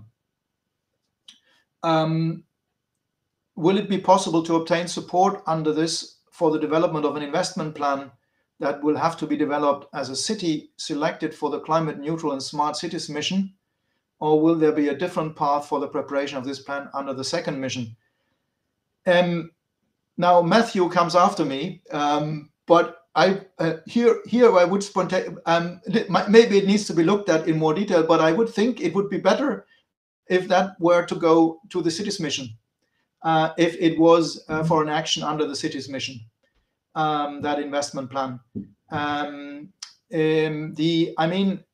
What is of course true is that a city or a group of cities, they might at the same time prepare for mitigation for actions that fall under the cities mission, and at the same time also for actions that are adaptation of adaptation nature. And if that is well explained and well demonstrated in the proposal, I do not see that this should be impossible. That actually, indeed, if a cities or a group of cities tries to achieve several objectives that are covered by several missions, that they then should also be able to obtain funding from more than one of the missions. I hope that Matthew, if you want to comment on this one. Point. No, I think it's a really well said, Johannes. Hi, everybody. Rudely coming in on Johannes' session. Matthew Baldwin. I'm coming up in a moment to talk about the cities. I fully agree with what Johannes said, and indeed we're learning as we go. We don't have everything mapped out in concrete, and I very much think it would be of interest for cities. And remember, cities are also sometimes regions as well, and regions are sometimes always cities. Hamburg, indeed, is a city and a region and a state. So I think cities, municipalities, regions should look in the largest possible sense at all the different support that's available. I would add to that list also the oceans and waters mission. So if you're a port city, there may be actions there in terms of mitigating your climate emissions, which would be properly for us, adapting, which is properly for Johannes, but also specific to the objectives of the oceans and waters mission. So think largely and force us to do the work to join up and make sure we're offering a proper menu of services. Thank you. Thank you very much, Matthew. I see that Camila has asked a second question about yes, that is the one that comes up. It is correct that in the adaptation to climate change mission, we do not foresee a call for expressions of interest as it is done in the mission on climate neutral and smart cities. That might come in the future. It might come in another format, but right now it is not. So right now, what is open for you to participate in when it comes to the adaptation to climate change mission is indeed, as it is mentioned here in that sentence, the calls that are open now through the Horizon Europe program.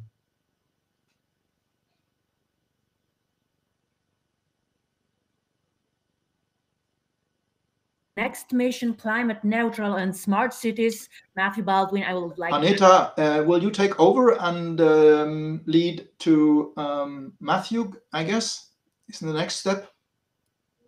Small Yes. problems, sorry for that. So now we will move on to mission climate neutral and smart cities, and I would like to ask Matthew Baldwin, the mission manager, to tell us more about it. And of course, everyone is asked to ask a question in our chat. So Matthew, the floor is yours.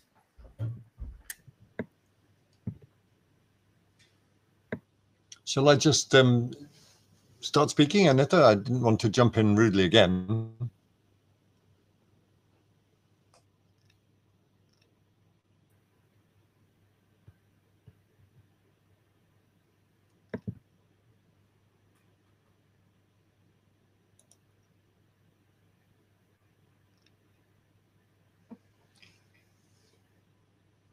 I can't hear you, Anita.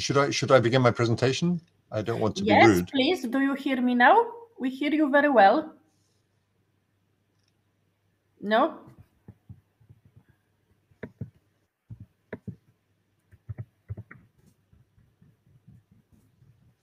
I can't hear you.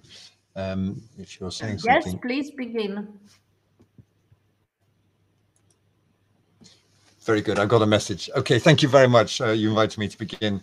Good morning, everybody. My name is Matthew Baldwin. I'm the mission manager for the second of the missions we're discussing today, which is the plan we have for climate neutral and smart cities. And I'm delighted to be with you today. And I'm very grateful to you in Poland for organizing this amazing seminar with so many people. And I think it reflects very much the interest that there is in the missions, which is very, very welcome.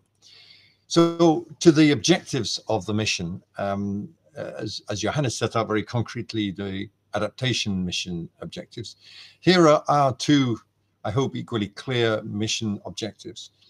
We want to do something which is really quite ambitious, to have at least 100 climate neutral and smart cities, excuse me, getting rid of this, European cities by 2030, objective one. But we also want to not just stop there, but to use these cities as experimentation and innovation hubs to put all European cities in a position to become climate neutral by 2050. I'm sure you heard, by the way, some of these things already in beautiful, fluent Polish from my great friend and colleague, Hanna Gronkowicz, who chaired the original mission board, which came up with these plans. And we are just the humble European Commission deliverers of the plan, or implementers of the plan. But we owe an enormous amount to Hannah and her colleagues for coming up with these very bold, charismatic ideas. So to look at some of the elements of the mission, and I will talk about a number of these, we've highlighted in bold green there two of the key elements. That the central instrument that we're proposing to use for this mission is what we're calling the Climate City Contract. So when we have chosen the 100 cities, and I'll say more about that in a moment, we will invite those cities to begin co-creating through research and innovation, through working with the mission platform, more about that in a moment, their plans to become climate neutral by 2030. We know it's a tough challenge. Some cities have got existing plans, but most of the cities coming into the program are going to have to increase their level of ambition to achieve it. It has implications for mobility. It has implications for energy distribution and production, for your buildings infrastructure, for waste and wastewater management. It is a holistic concept to be climate neutral. And I hear you say, well, isn't this very ambitious? I mean, 2030 is very close, and it's very difficult to get to climate neutrality. And we agree. But coming back from the Glasgow COP meeting, I am very encouraged by the number of cities worldwide and in the European Union who are ready to embrace this, and ready to embrace the co-benefits that come from climate neutrality. It's not just about tackling these invisible gases in our air. It's about delivering less congestion on our roads, better air quality. Terrible air quality in Brussels this week with the weather, but driven by polluting vehicles and heating systems.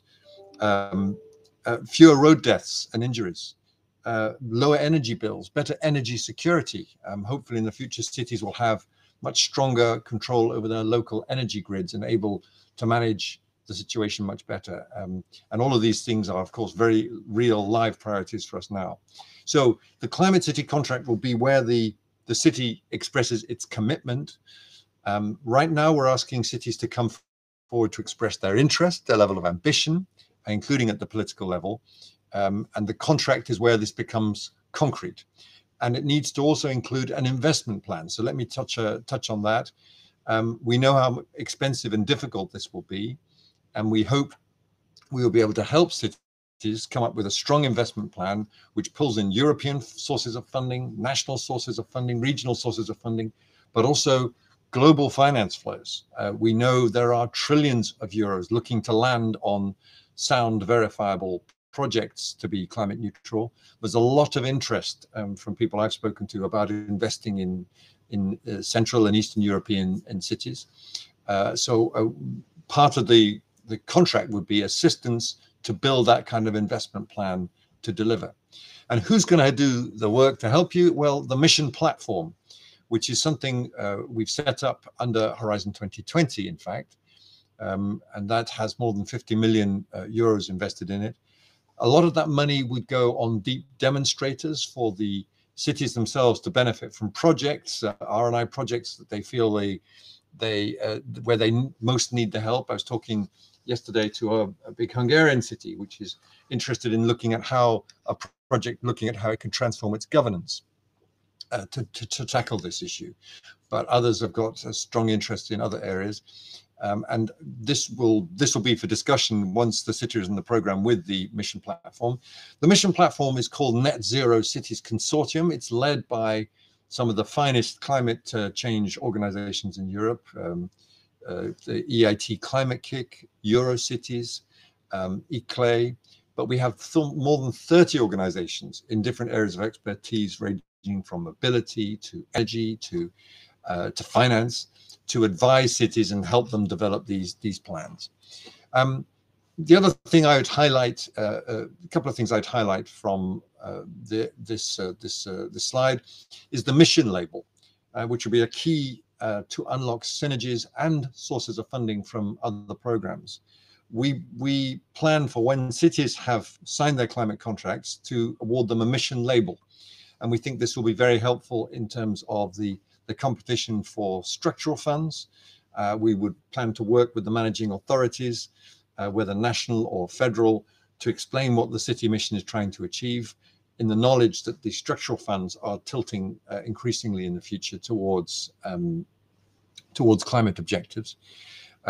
More funds to flow from the Recovery and Resilience Facility. Perhaps there'll be a new fund in the future, I don't know. And cities should be able to compete for those. But again, it will help them also trap some of these big global finance flows, which I think will be central to the process. The other box I'd flag here is the box relating to innovative city governance models and citizens' engagement.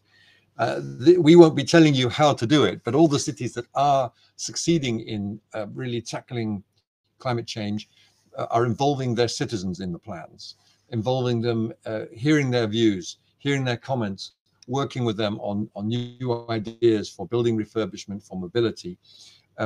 In our experience, it doesn't work without citizens' engagement. But again, we would leave it to you to design what works best for you and to help you implement that. Moving along, because time is pushing, I've already, I think, touched on these climate city contracts, but this is a slide explaining in a little more detail.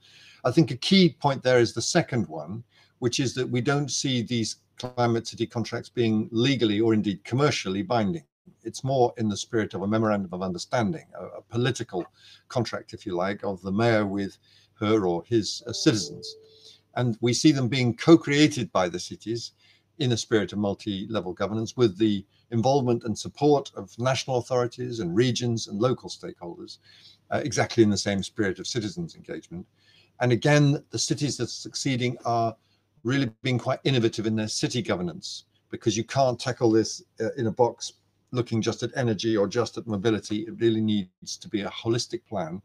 And the other key thing is the continued involvement and commitment of the political authorities. So we would ask that the contracts are signed by the mayor. What are the benefits that would flow from being in our mission? I'm asked that a lot, and I fully understand the question. Firstly, I think top of the list would be this tailor-made advice and assistance from the mission platform, the Net Zero Cities Consortium. Secondly, I mentioned the additional funding and financing opportunities. It's hard to put a number on those now, because of course it's in abstract until we have the cities in the program. There'll be clear funding opportunities flowing from other research and innovation calls. We will continue to have a dedicated work program, much as Johannes was describing for the climate adaptation mission. And we will be increasingly focusing in on projects of interest to the cities involved in the program. There will be a lot of networking opportunities. Cities learn much best from each other rather than from the Commission or indeed the climate organizations. And we would have a very strong network of cities, some of whom are expert in some things and not in others. There will be support with involving citizens in decision making. But also the evidence is that cities who embrace this would raise their political profile and their attractiveness to investment and skilled workers from across the European Union. It's an R&I mission. The content will be strong, and we will be innovating all the way, innovating often in terms of how we do things, how we scale up, how we replicate ideas to deliver on climate neutrality. So I mentioned earlier, the portfolio of R&I activities targeting cities and communities is launched already in the Horizon Europe work program. It'll be vital, I think, also to do as much complementarity, linking up, synergies with ongoing initiatives, such as the new partnerships, which are also being launched under Horizon Europe's. The Driving Urban Transition Partnership, for example, will be, I think, very important in that. So under the work program specifically, did I just skip over a slide? No, I didn't. Under the work program more specifically, we have a call for expression of interest. I'll come on to that in a moment, but we've got 2 new calls contributing directly to the implementation of the mission by providing support to cities involved in this. The first call has just opened, in fact, on the 11th of January, with an overall indicative budget of 117 million. The second is next year. And the actions will cover a wide range of subjects, such as urban planning and design for climate neutral cities, such as on sustainable urban mobility, such as on positive and clean energy districts. So homing in on precisely the areas we're asking cities to cover. And as you can see, there's quite a lot of money involved. In addition, there will be support in the range of around another 80 million euros to scale up the mission platforms work. At the moment, we're running, as I said, under a grant from the Horizon 2020 program, but we're also looking for an additional 80 million to go to the mission platform to increase and amplify the coverage to all the cities in the program. If you're interested, there will be mission info days coming up next week on the 18th and 19th of January, and I shall be speaking in those as well. So apologies if you've already feel you've heard enough from me. So coming to the call for expression of interest, the qualifying criteria are a population threshold of 50,000. But there is some flexibility to bring in cities from smaller member states. That wouldn't apply to Poland because you have a lot of quite large cities. And the second specific thing we're looking for is the stated ambition, not the commitment at this stage, but the ambition to achieve climate neutrality by 2030. And we'll be looking for a clear statement from the mayor or equivalent of the city that that's what you're going for.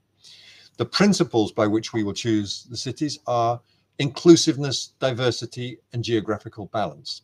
We know that not every city in Poland has got established plans to be climate neutral by 2030.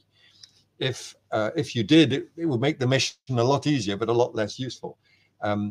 We're not just looking for cities from Denmark and Sweden and the Netherlands who've got established plans.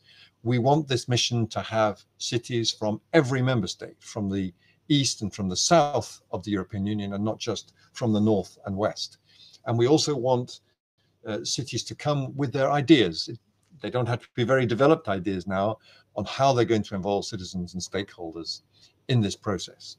The mission, the call for expression of interest, closes on the 31st of January, which is not very long into the future. So if you haven't yet looked into the papers, which I will give you the connections in a moment, you better get your skates on. But we are very ready to help any city that would like some advice on how to address this. The proposals will then be looked at by a panel of independent experts under our agency SINEA, and then it'll pass to us in the mission team to make the choice on cities. And I very much hope to have a difficult choice, in the sense that we have many more cities coming forward than the 100 that we will be able to choose. And I can't wait to see the applications. So I've already clumsily explained this. We published an info kit in mid-October. We've launched the call on the 25th of November, closes on the 31st of January. We will be selecting the participating cities, I hope by around the end of March, maybe early April. And then as of the middle of next year, the mission platform will start working with the first cities to develop climate city contracts. Here's a screenshot of the call for expression of interest. We've tried to make it as user-friendly as possible. If you click on the link there, you will be able to get access to the announcements around the call for expression of interest with all the relevant documents embedded in.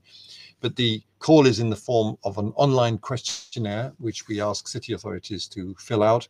Again, this constitutes the city's explicit request to join the mission, and we have more than 340 cities, including a number from Poland, I'm pleased to say, that pre-registered in order to get the information about the call. I think that's a good indication of the level of interest in the mission. But of course, cities have then got to go ahead and fill out all the forms. We've had 3 webinars on the questionnaire, which are all available on YouTube. And there they are. You can have a look at those. They're not too long. We've really taken the questionnaire in sections, so you can look at the questionnaire on screen and listen to the questions and answers that came from the webinar. We've also got a series of frequently asked questions, which are included on our webpage, which is there at the bottom. But once again, if you want to register and respond to the call, that's how you do it. You can register to get our regular newsletter, which is thrilling and doesn't have too many pictures of me, I guarantee you. And if you've got any specific questions, you can ask them under those links as well. Thank you very much indeed. My first question would be indeed to Anita to ask perhaps if some or all of these links can be made available to the participants if they would like to get them. But with that, I thank you very much for your attention, and I really look forward to working with you. Thank you for the very interesting presentation. We have put the links in the chat, but after the event, we will send all the presentation to the registered participants, so they will get the links. Thank you very much indeed. Thank you. I would like to ask ask you to put some questions if you need in the question and answer. If you don't have any, I would like to invite you for a short 15 minutes break. Thank you.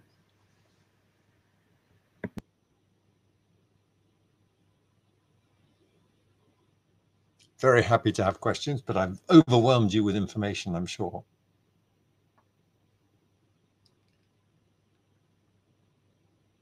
Or you may have already got the answers you needed from Hannah. Moment, no questions. No, that's fine. Well, thank you all very much indeed for your attention. We are totally available if there's anything you'd like to ask us. We know we're putting you under pressure with these deadlines, but it's been a pleasure to talk to you. And again, and thank you very much, Anita and your colleagues, for organizing this really useful webinar. Looking forward to working with you, friends and colleagues from the Polish cities. Thank you. So now we will have a 15 minutes break.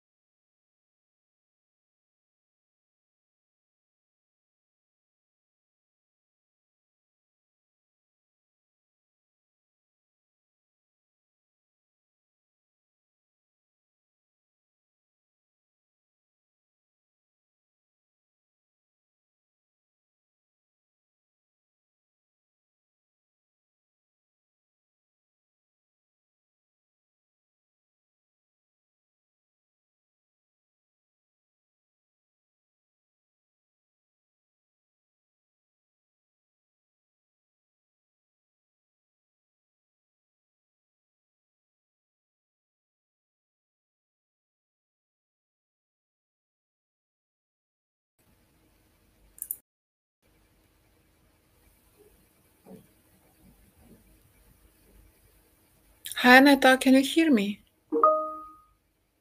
I cannot hear you. Yes, I can hear you very well. We will begin in 1 minute. Okay, perfect. I will make a short introduction and you will have the floor. Okay, I will share my screen. Yes. Okay. No, we will present your presentation. Yes. Okay, perfect. Thank you very much. You have it. Okay, great. Yeah.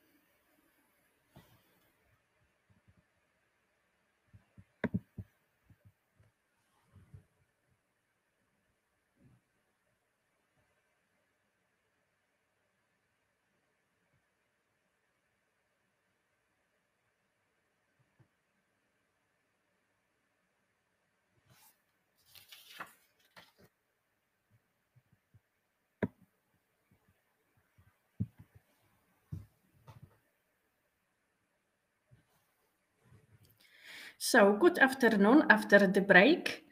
In this part of our event, we will have two presentations about mission Restore Our Ocean and Waters and a soil deal for Europe. From the first presentation, we will learn what can be done to protect and restore our oceans and water. We have with us Head of Unit in Directorate A, Maritime Innovation, Marine Knowledge and Investment. So, Andrea, the floor is yours. Please begin. Thank you very much. Good afternoon, everybody, and thank you for having me today with you. I'll be pleased to let you know what we are doing in order to protect our ocean and waters within Mission Europe. First of all, something very important, you see that the mission is called Ocean and Waters. So we are looking also at the freshwater ecosystems because they are really extremely important as well. And we have to have the complete view if we want to restore and to really make them have a good contribution, not only to the climate, but also to the environment and our future prosper and I would say clean life on this planet. So let's try to move to the next slide if possible. You heard about the Green Deal, and if we look at how Green Deal was structured and what are its objectives, for sure that we can achieve only if we are restoring the good health of the hydrosphere. So we cannot speak about pollution, we cannot speak about climate, about any of these if the hydrosphere is not addressed. And here we are coming with an angle of the research innovation and mission looking at restoring the health of our ocean and waters by 2030 is going to play an important role. Next slide, please. How we arrive at this mission? So we started working, of course, with the mission board, which was chaired by Pascal Lamy, and the board submitted us a report, which was the Starfish report. So based on this, we developed an implementation plan, and this is the base of everything that we are doing now. So next slide, it's giving which are the main objectives of the implementation plan that we want to achieve with the mission Ocean.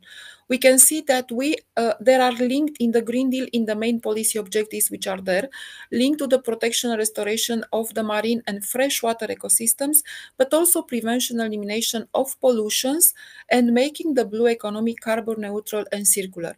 All the targets are coming from the policy objectives in the elements, in the strategies that are already either issued or are, of course, updated to the ones that are going to come. So Zero Pollution Act, but also biodiversity strategy and the European climate law are the basis of the targets and the objectives that we have in the mission Ocean.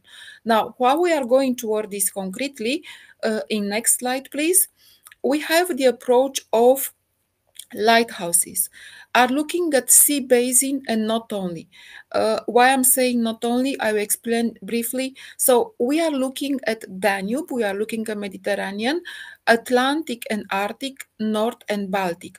Danube, of course, with a link to the Black Sea. So we want that synergies are built in lighthouses at the level of so-called, let's say, lighthouses. So imagine something that is not only area-based, but is bringing all the communities that can have a contribution to the challenges that are here addressed.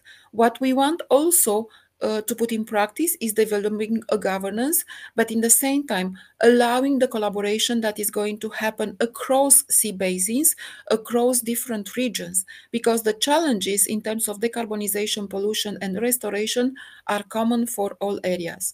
But we have a starting point, and I will explain how we are going in the next period of time. Now, something else, if we go, thank you very much for the next slide.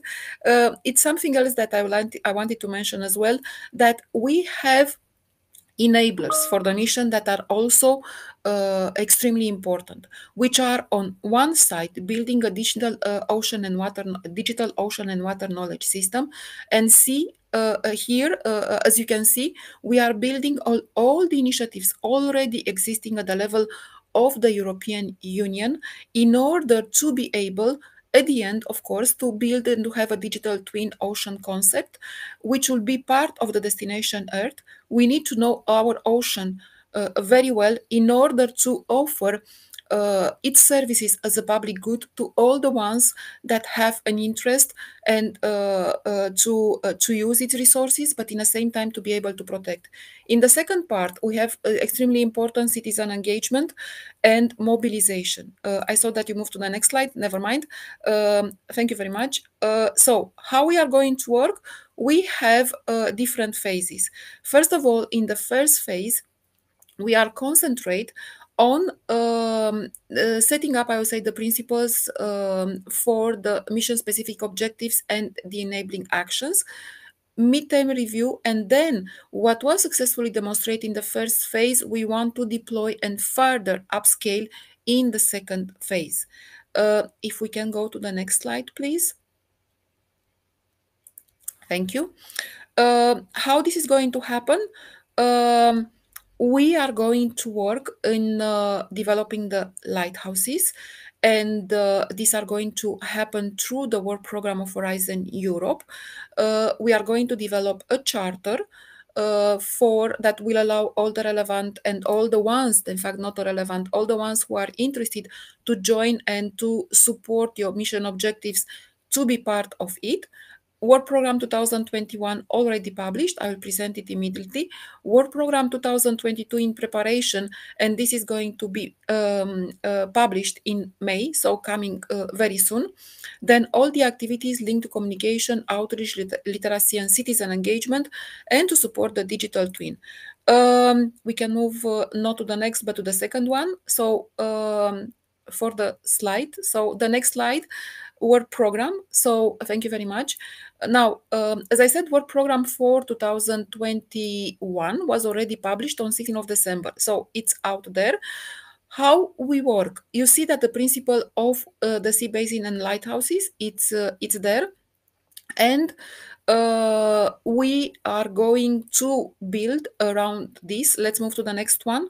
For the structure, we have 3 calls that are addressing 3 policy objectives.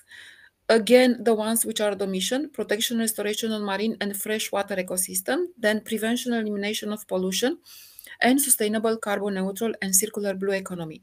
We have a call as well looking at the enabling activities, digital knowledge system. And we have other actions supporting the digital twin infrastructure. The indicative budget for the whole work program, it's 114 million. Call deadline 12th of April 2021. Let's go to the next slide, please, to see a little bit how this is structured.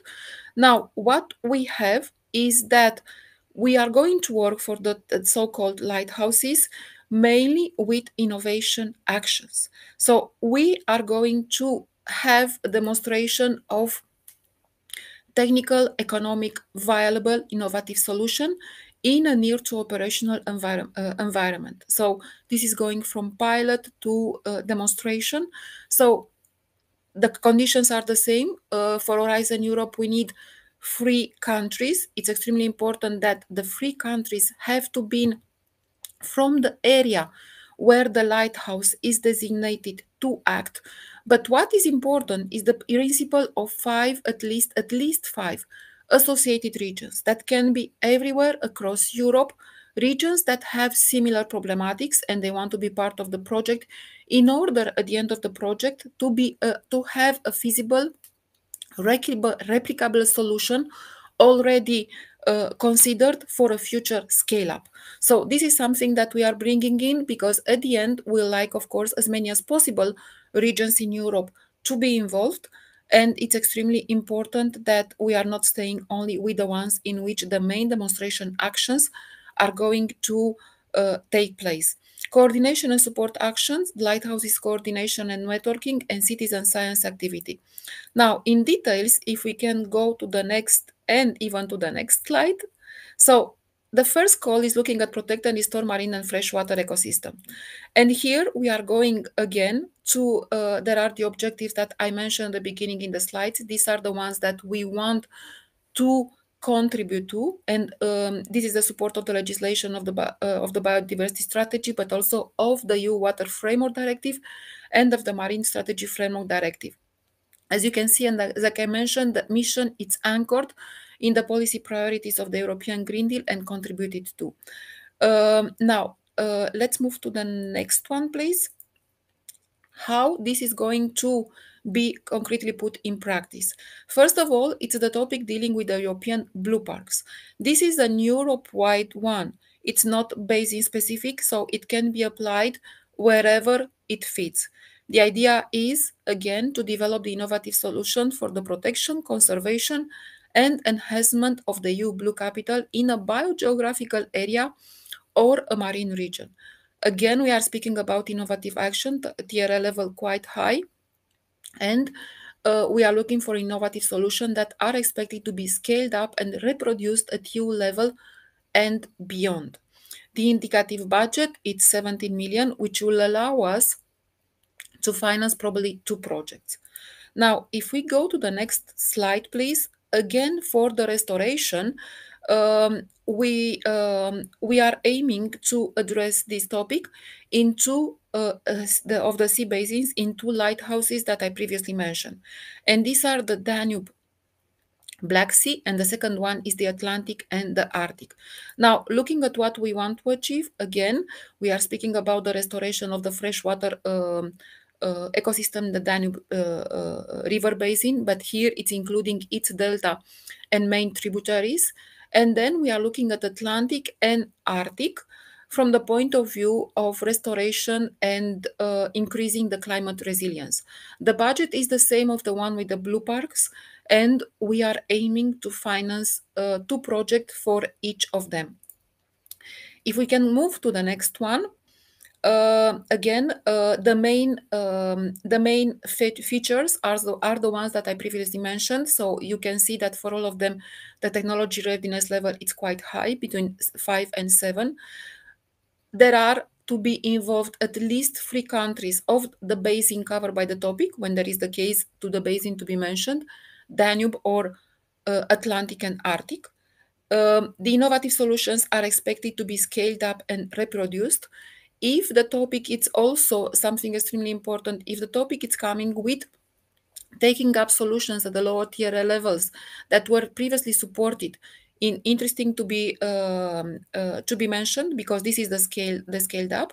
And then involvement of associated regions, as previously mentioned, at least 5 in each project. And again, the angle of citizen engagement and involvement of regional, local authorities and stakeholders is expected. So these are the main features for the calls that are under restoration. Now, if we move to the next slide, we are going to speak about pollution. And again, the next one, please. Here we are looking at supporting the Zero Pollution Act and also the Marine Strategy Framework Directive. They are in the first year. What we are going to do, we are going to concentrate on plastics. And you see that the pollutants are not only plastic, but also nutrients loss and the use of chemical pesticides. Probably the part of nutrients and chemical pesticides, it's going to come with the subsequent calls. Now, for the first one, if we can move to the next slide, please. We are going to concentrate on the actions to prevent, minimize, and remediate litter and plastic pollution. So again, we are staying with the same level of technology readiness level. The basin is Mediterranean, involve at least 3 countries, but also associated regions. The angle interesting, as I said, of these associated regions is that they can be, it doesn't matter where in Europe. And of course, they do not have to be in Mediterranean. The idea is to go beyond Mediterranean. It's extremely interesting and because all regions in Europe can engage in projects that go beyond the region to which they belong, to the sea basin to which they belong, depending on the problematic, which is probably the most stringent, because we know very well that pollution is not coming to only one sea basis or to a river, it's everywhere, and we need to properly have it addressed. So have this in mind as well when you are going to maybe to look at some projects. What are the perspectives that in some cases a region can be join a project at an associated one. Again, the same amount, 70 million, with expected EU contribution per project of 8.5 million. If we move to the next slide, and again, one more, we have the sustainable, carbon neutral, and circular blue economy. Again, it's linking to the circularity and also developing of a decarbonized blue economy. The idea is, of course, quite broad here because it could be maritime activities, but also zero carbon and low impact aquaculture, multi-purpose use of marine and water space, but also provide evidence for new legislation and the implementation of the current ones. If we go to the next slide, please, we can see exactly what is in the current call that we proposed. Lighthouse that is going to cover the Baltic and the North Sea. It's low impact marine aquaculture and multi-purpose use of marine space. It's extremely important in the context in which we know that it will be a high competition for the space, for the use of space at sea. It's quite important to see how we can optimize its use and to be able to develop solutions that are going to look on the multiple maritime activities. So again, technology readiness level high, involve at least 3 countries of the Baltic and North Sea basin, and the principle of associated regions, at least 5, and all the ones previously mentioned. 8 million per project, indicative budget 16 million. Again, think of the associated regions, and maybe like this you can build partnerships across Europe, not staying only, of course, in this area. Now, if we move to the next slide, please. Yes, thank you very much. There are the coordination activities that we need to put in place in order to build the community in these lighthouses. And these are the one for the Danube River Basin, but also Atlantic, Arctic, Mediterranean, Baltic, and North Sea. These are the coordination activities, the type of oceanist coordinated support action. It will look at activities that are going to happen at the basin level in terms of governance and networking, but also communication, monitoring, support, implementation, supportive of innovation ecosystem, and also technical expertise and know-how provision. The amount that is going to be allocated, it's 3 million for each of them. Let's try to move to the next one. Next, okay. Enabling activities, thank you very much. And again, what we previously mentioned, that 2 angle of the digital and of the the citizen engagement. We can move to the next one. It's extremely important to have these two enablers properly supported. So first of all, the digital twin. The digital twin, we need to build the infrastructure that will allow us to bring together everything that was done until now in order to be able to have this high resolution model of the ocean. And here we are going to work, as I said, with the resources already existing. We are going to work with Copernicus, we are going to work with EMONET and the results of all the other research projects that were supported until now. It's extremely important as well. Another topic is linked to the relation of the young generation with the sea and waters. We have to see what is the emotional relation of the generation, of the tomorrow generation to the sea. And of course, we like to attract them and to make them see all the benefits that the sea, the ocean, it's offering us. First of all, we have to acknowledge that they are giving us the life on Earth. So we want to work on this, and of course these are to be linked as well with the current activities already happening, like the initiative on ocean literacy in Europe or some other activities already there. And then another action looking at the piloting citizen science in marine and freshwater domains. The idea is, of course, to connect all the citizen and local community with the ocean, and to allow them to take actions, to support them, not to allow, to support them to take actions to protect the aquatic resources.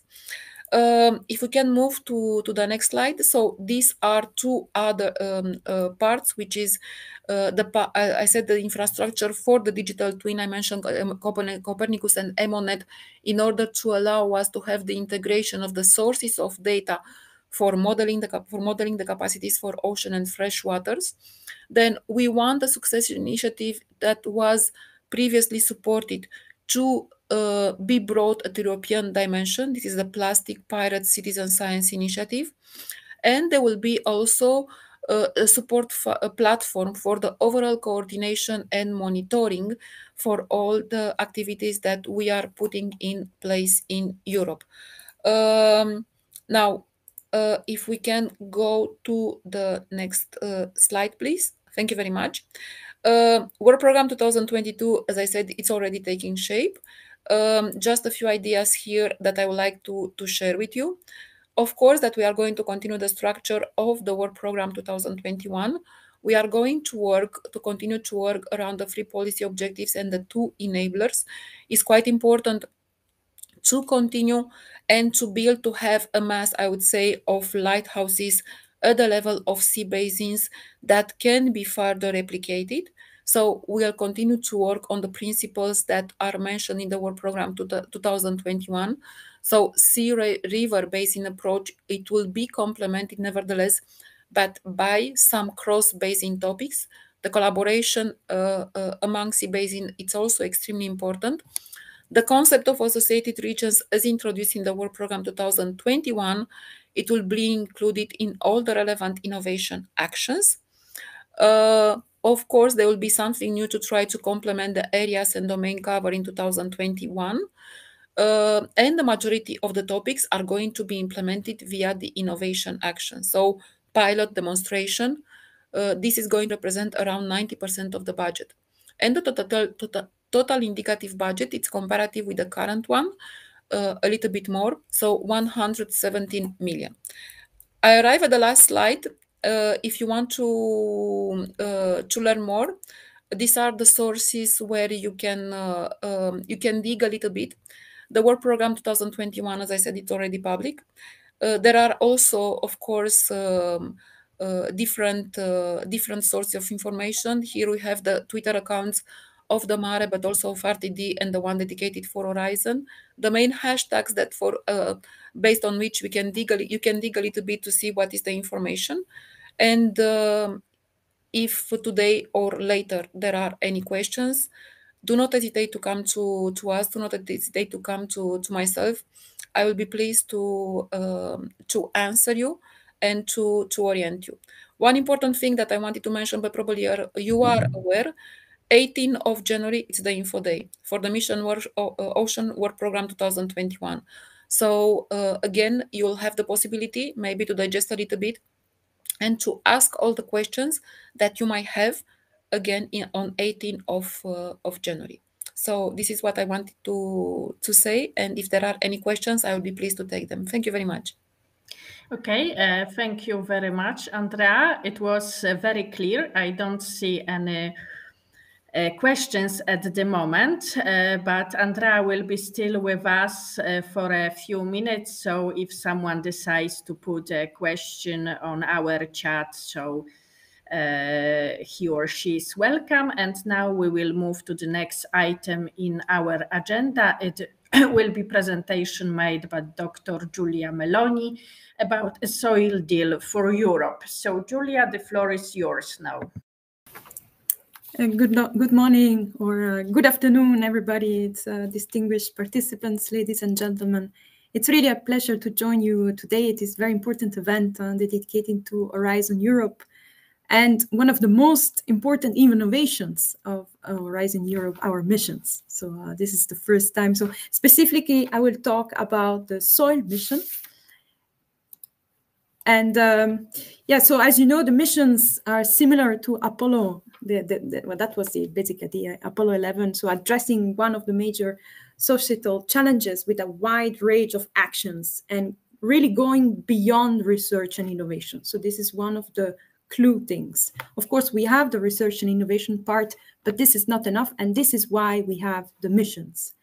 And the idea is really to have this set of measures to achieve really bold and inspirational and measurable goals within a determined and set time frame. And as we know from today's, but not only, we have 5 mission areas within the Horizon Europe. So I'll just skip to it because you already know it. Importantly, we also have the soil deal for Europe. And each of these 5 mission areas are part of the Horizon. And they also support Commission priorities, such as the European Green Deal, as we all know, but also specific ones, as we heard from the mission on climate and on climate adaptation strategy.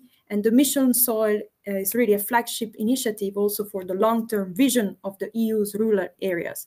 So these are really comprehensive. So the idea is to really have comprehensive missions and also that potentially could work together.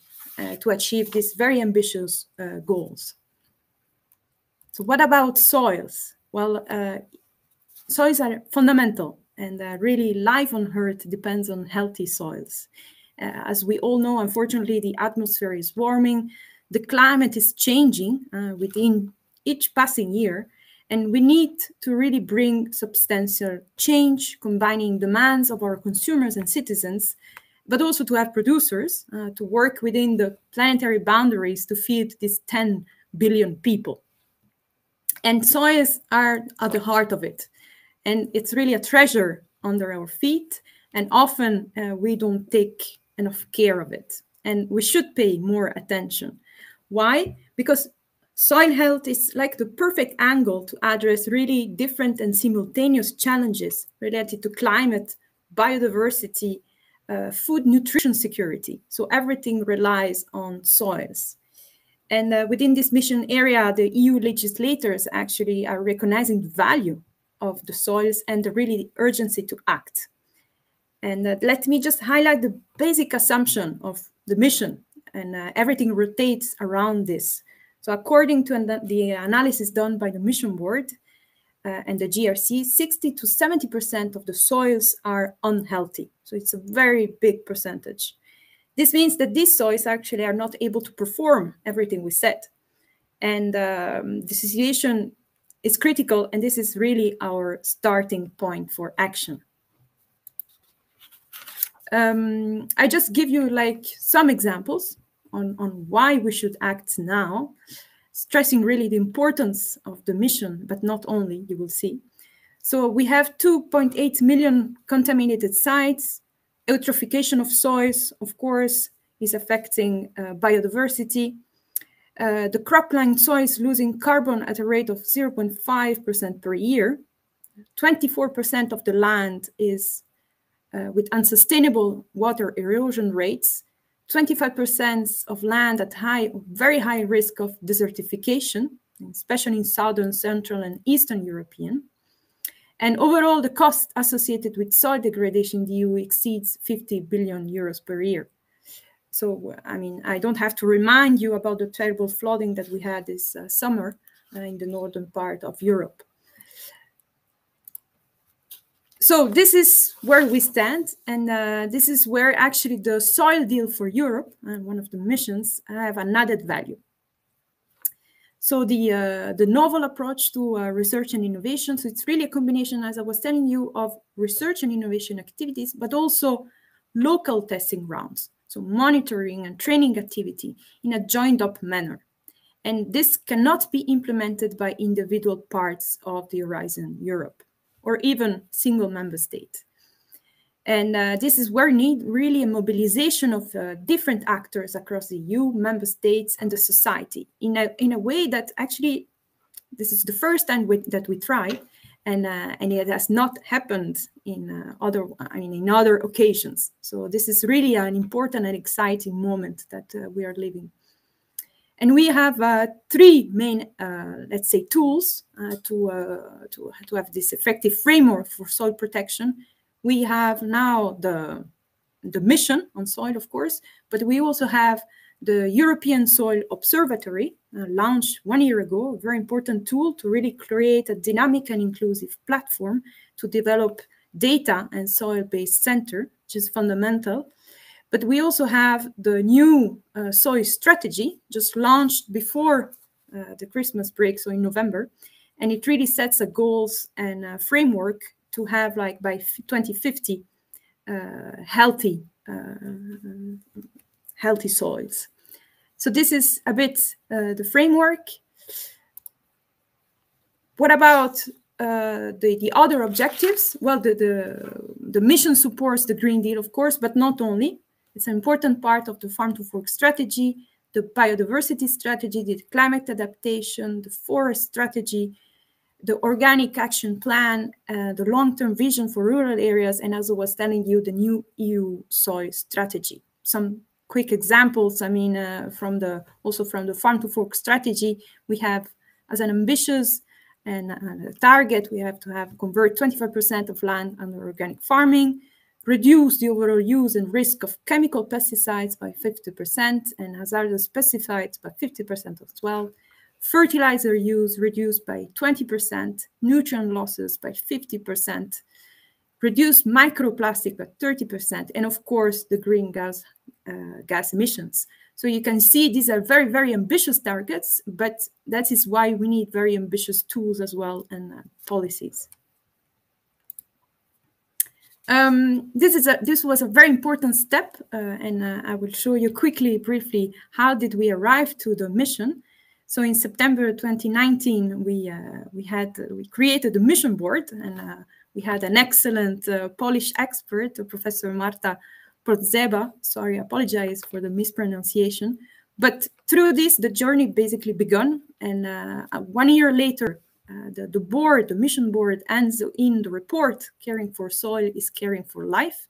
You can find it as well on the internet. And based on that, the European Commission came up with an implementation plan.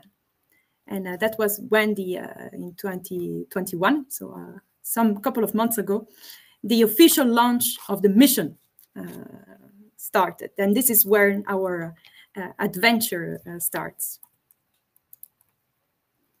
And you can see, so basically, as our previous speaker was telling us, it's indeed, I mean, our mission as well really is based on the implementation plan. So I really highly advise you to have a look at it. I can probably also afterwards put it on the chat, the direct link, and you can find all the information that you need. So one of the most important thing is that the overall goal is to pioneer the transition towards healthy soils by 2030. So that's the goal. How are we going to achieve this? Well, to this end, the implementation plan and the mission proposes to set up a network of 100 living labs and lighthouses. And together with other measures, it is expected that this network will really act as a catalyst to change across regions in Europe. And it is backed up by 8 specific objectives, as you can see, that address main soil challenges related to desertification, soil carbon stock, soil sealing, pollution, and erosion, and of course, soil biodiversity. The last 2 objectives are more cross-cutting and addresses basically global soil footprint and soil literacy in society.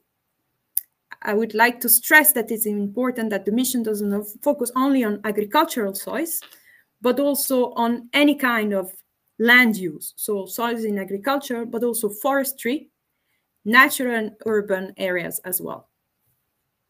And moreover, it is important to note that this objective can only be met if we address the drivers of soil health across sectors and society. For instance, we can only tackle soil pollution by reducing the use of pesticides or by reducing the use of microplastics in food packaging. Another example is that to reduce the soil sealing, we need to work on spatial planning, recycle land in more effective ways, and green our cities. So you can see from already here from these short examples that also across the mission, there is a lot of linkages that can be done. And all this, as you can imagine, can only happen if we bring on board land managers, businesses, but the entire researchers and the society at large.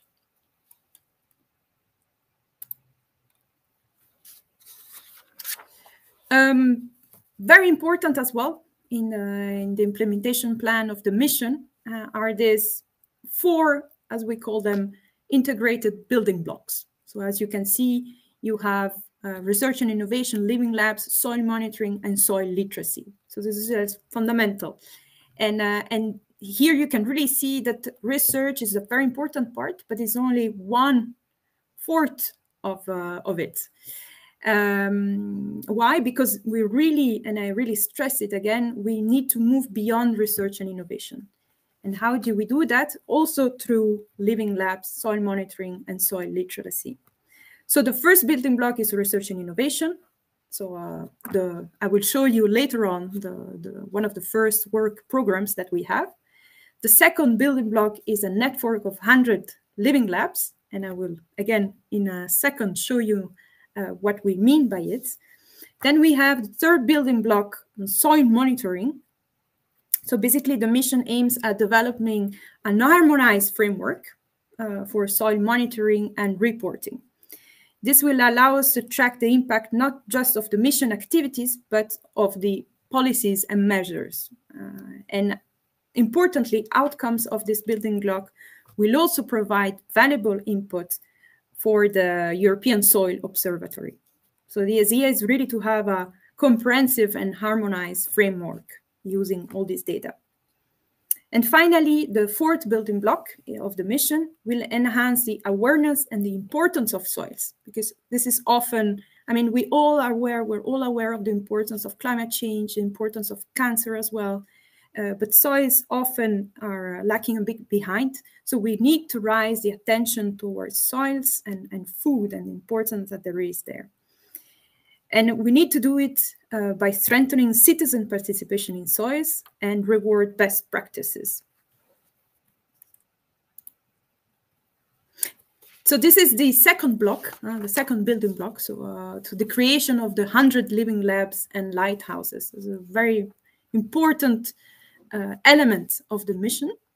The difference here is that living labs are collaborative initiatives to co-create. So this is the basic idea, knowledge and innovation. So the idea is that each living lab corresponds to a cluster of 10, 20 sites, for instance, farms, that really work together at regional or sub-regional level. This can be involving land managers, but also scientists and other relevant parties to really co-create, but also test and monitor and evaluate solutions, always with the objectives to increase soil health. So the importance of the collaboration is fundamental. Whereas the lighthouses are a bit different because these are really individual places to showcase good example of good practices. For example, one farm or one forest exploitation, one industrial site or one urban green, city green area. And this, of course, can be included in a living lab or situated outside a living lab area. I would like to stress the importance, again, of soils and food, because this is a very important link. And about 95% of our food comes from terrestrial sources. So still very much the entire majority, I would say. And soil is really the foundation of our food systems. Soil produces adequate quantities of safe and nutritious food, feed, fiber, and other biomass. And the mission is fully integrated into the wider One Health planetary concept, really connecting soil health with the health of the ecosystems, food systems, and people. As you can see, it's important to promote friendly, healthy, environmental friendly food systems by reducing pollution in soils and really ensuring safe and nutritious food. Again, a link with other missions, of course, by reducing the pollution in soils and in consequence in food contamination, a major step, of course, towards reducing, for instance, cancer and other diseases in the cancer mission.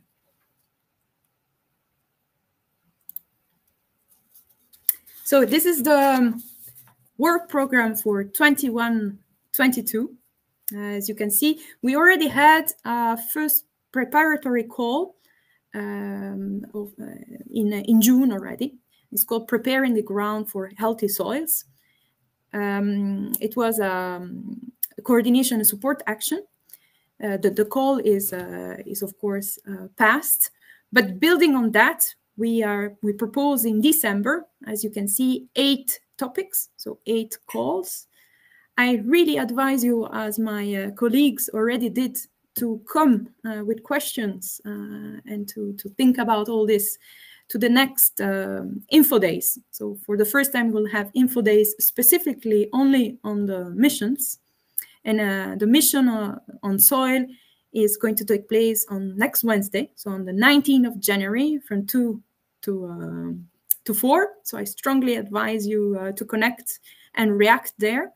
I'm just going to briefly, so you'll get all the details of each of these topics. So I will not go through many details. Maybe I'll just give you a hint, and then you can also look at the program. So it's also online. I'll probably later on share the link to you.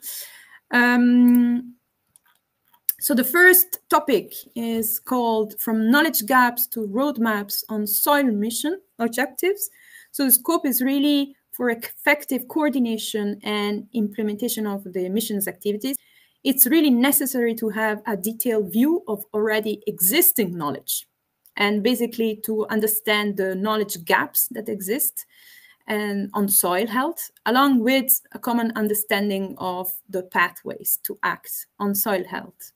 And such, let's call them roadmaps for action for each of the mission's specific objectives. So you can see, and this is true for all the calls, there is always a reference, a strong reference, and it goes back to the implementation plan. So I really strongly advise you to have a look at it and to read it through in more detail. So here as well, so this, let's say, roadmaps for action for each of the mission's specific objectives should integrate the needs from different disciplines and sectors. And particular attention should be given to identify this research and innovation needs for land uses other than agriculture that have received less attention in the past. The second topic, which is a research and innovation topic. So it's the validating and further developing indicator for soil health and functions. So this is very important, of course, because one of the questions is, how do you define healthy soils? So a priority for soil monitoring concerns the development, the harmonization also, but the reporting and scaling of robust indicators to establish the status and changes in soil health. And in turn, these indicators determine the operational aspects of the monitoring systems. And the selected projects here will help develop and implement a harmonized reporting structure at EU, national, and local levels, always for soil health. Topic number 3 is dedicated to food. So I was mentioning also the importance of food in the soil mission. So linking soil health to nutritional and safe food. So there is already some information on the interaction between the farming practices, soil health, and food. And a structured synthesis is actually needed. So we have this information, but how do we compile it? So we really need this information in a comprehensive and up-to-date understanding. And we need to also have a better understanding of the possible links between soil health, plants, food, and people, in order to improve the healthiness of the food as well. Topic number 4 is on the social, economic, and cultural factors driving land management and land degradation. So avoiding soil degradation and fostering soil health is for a large part conditional upon the land management practices implemented by land managers, right? So those practices are framed by several factors, economic, social, and cultural, and by the policies applied. So it's really important to understand those factors so that farmers and other land managers are supported in implementing practices that actually help to improve soil health. The 5th topic is on the incentive and business models. So this is a more financial aspect of the topics. So it's really important to also invest in sustainable soil management and restoration. And incentives are therefore needed to help sharing risk and cost and provide innovative finance options. And therefore rewarding production and consumption that promotes also sustainable land use. On the other hand, topic number 6, it's really about the citizens' engagement. So you remember the last building block, let's call it like that. And it's called engage with and participate in municipalities and regions to protect and restore soil health. So here it's really like about the involvement and action of the local and regional authorities to co-design strategies and actions for the protection and restoration of soil health. So it's really about soil literacy. And the main objective of this topic is to create spaces and practices for regional and local dialogues on soil health and land management. The topic number 7 is on national engagement sessions and support to the establishment of soil health living labs. So we come back again to the living labs idea. So the successful project will organize a stream of support activities, including 2 sets of national engagement sessions. So the idea is really to have these national engagement sessions. And the project should really work in close cooperation with national and regional authorities, but not only, but also with Horizon Europe national contact points, mission national hubs, ongoing projects that are already preparing for the implementation of the soil mission, and will in particular build also on the mapping of existing living labs and lighthouses. So this is for the preparation of the future calls. Finally, topic number 8 is the next generation soil advisors. So the objective of this topic is actually to promote the emergence of specialized soil advisors and to strengthen the skills of existing actually advisors in view of to promote the uptake of innovations for sustainable land management practices and by farmers, foresters, and other land managers throughout Europe. As I was telling you, I will not go too much into details, but please have a look at the online work program. Have your questions ready for the info days, because it will be a very important step, of course, for you. And don't hesitate as well to contact us. We're always available before and after. Just a quick final remark on the communication and engagement. It's really ongoing. So we had, of course, the World Soil Day with more than 3,000 views. We had many articles, press releases, newsletters, social media. And over the last 2 years, the mission board, in particular, I would like to thank a lot for the contribution. The mission secretariat and other commission service has really participated in numerous events to promote the mission, and really have engaged with a wide audience. And this has included researchers, the farming community, citizens, also school students. So we can really safely say that outreach and engagement have been a real success. And we strongly encourage you to continue that, and we will, of course. But I mean, I think that the message should be taken on board is that really soils are around us, and we really need to take better care of this resource. I will just show you some useful links at the very, very end. There are also a lot of videos and quizzes and games related to soils. So I've done it with my kid, and we also had a lot of fun. So it's also through small things that we can raise awareness. But I really would like to thank you all for your attention. Thank you, Aneta and colleagues, for organizing this really important event. And I'm also really looking forward to the future and to working with you. Thank you.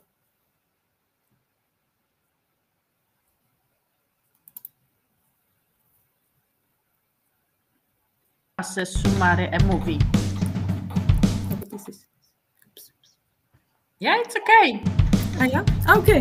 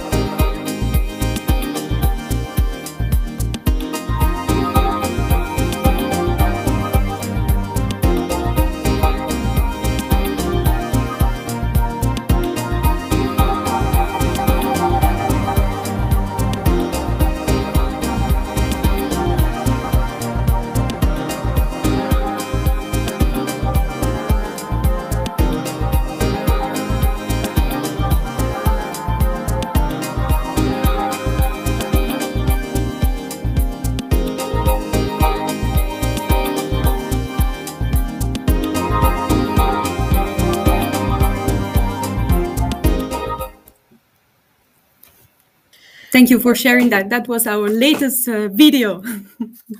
Here you are. Okay, as I don't see any questions at the moment, I would like to ask everyone for a last break on our event. It will be 20 minutes according to the agenda. So now you have a chance to get a cup of coffee or some sandwich. Thank you very much. Thank you. Thank you.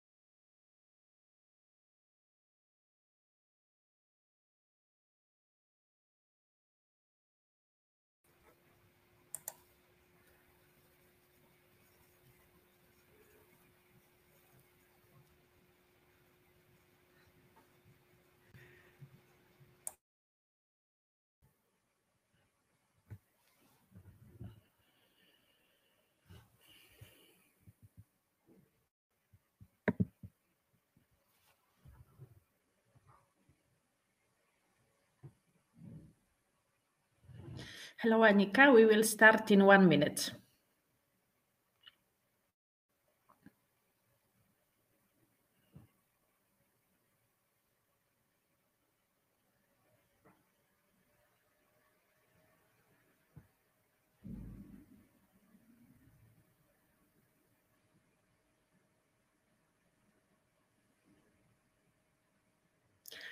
So welcome back after the break. Now it's time for presentation about Mission Cancer. We have with us Annika Nowak, Head of Sector in DG Research and Innovation. Annika, the floor is yours.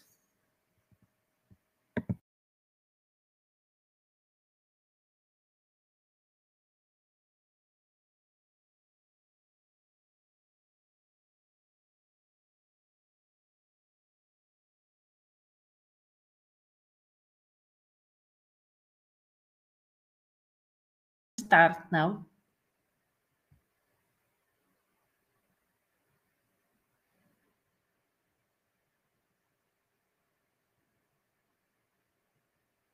Annika, are you with us?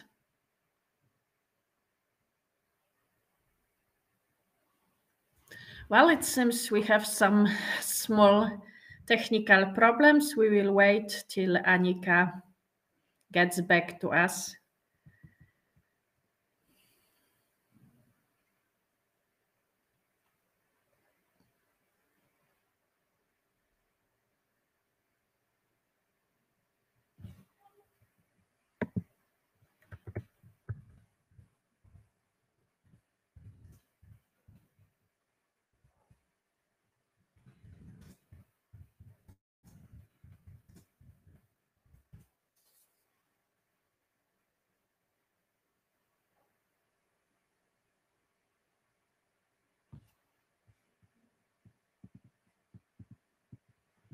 Annika, are you with us? We cannot hear you, we cannot see you. It's time for your presentation.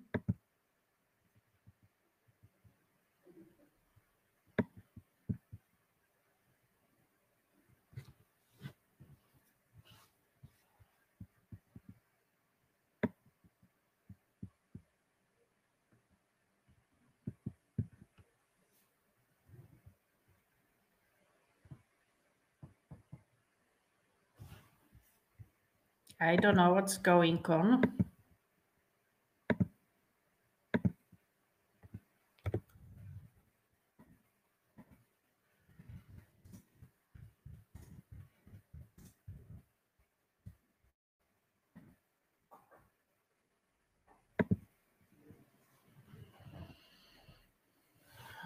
I don't see her as a speaker. Probably she has some technical problems.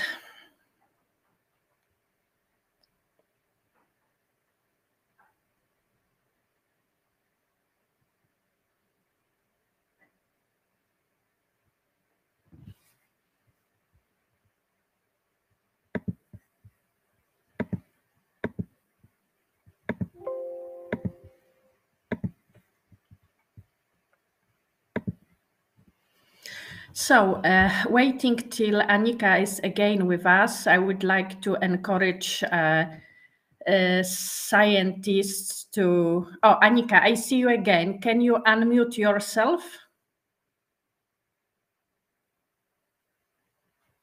Annika, we cannot see you, we cannot hear you.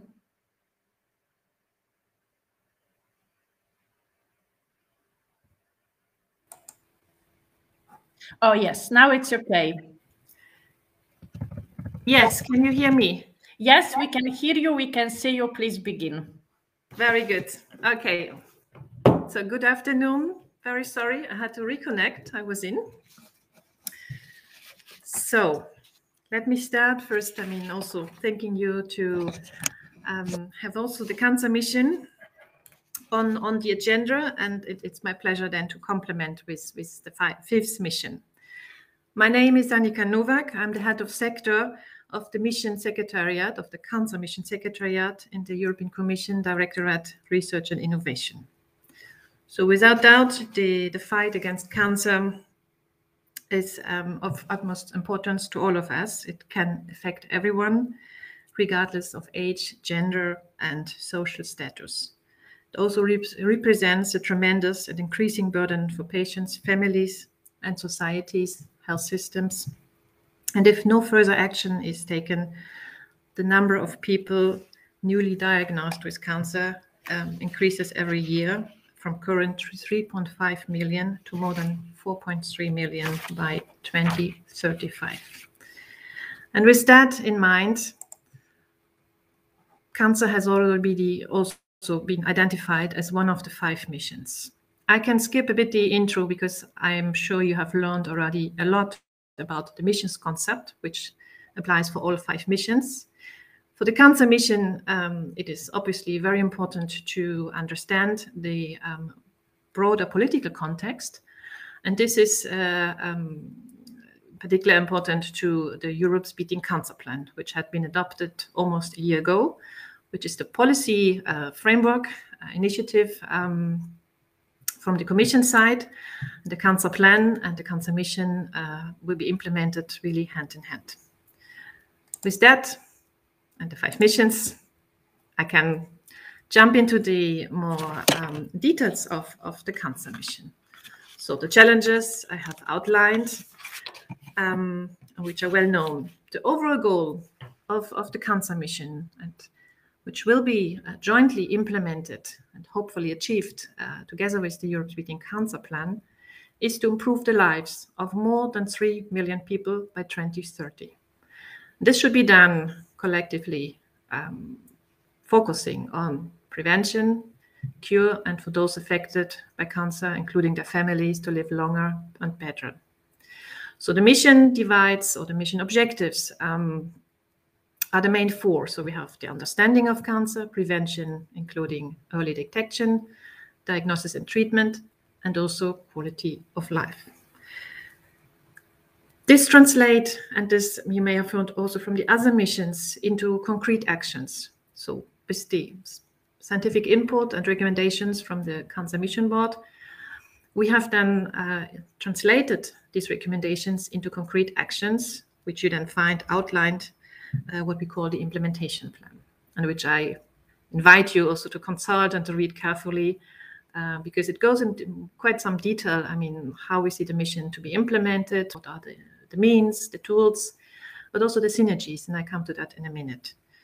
So the concrete actions for the first years, we have a total budget of 378.2 million, so from 21 to 23.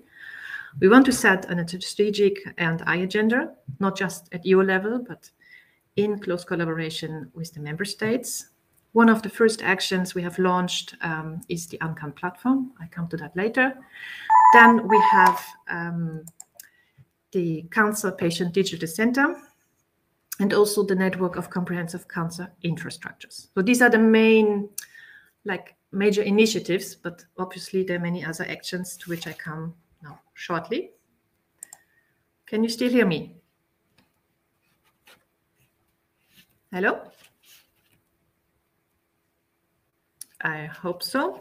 So when it comes to the actions, we have divided them, under each of the objectives, one of them being the UNCAN platform.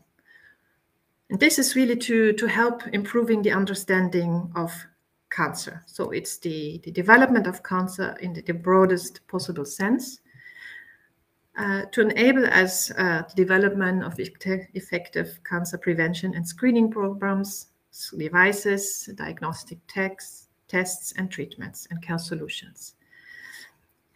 The platform, as I said, will be a unique digital platform which will enable researchers from across Europe and beyond to share and have access to high quality research data. But not only research, we also want to have health data and all kinds of data which are interesting. Another action is also to work on genetics of cancer, to understand cancer patient molecular and so on. So these are the actions which will be implemented throughout the mission lifespan. We started with the UNCAN platform, but we've also already launched other codes. With that, I move on to the area of prevention. which is obviously a very broad area where much we can gain in terms of preventing cancers, reducing incidences, and this also includes screening and early detection. As most of us know, enhanced and more effective prevention measures can help to exploit the potential of preventing 40% of cancers.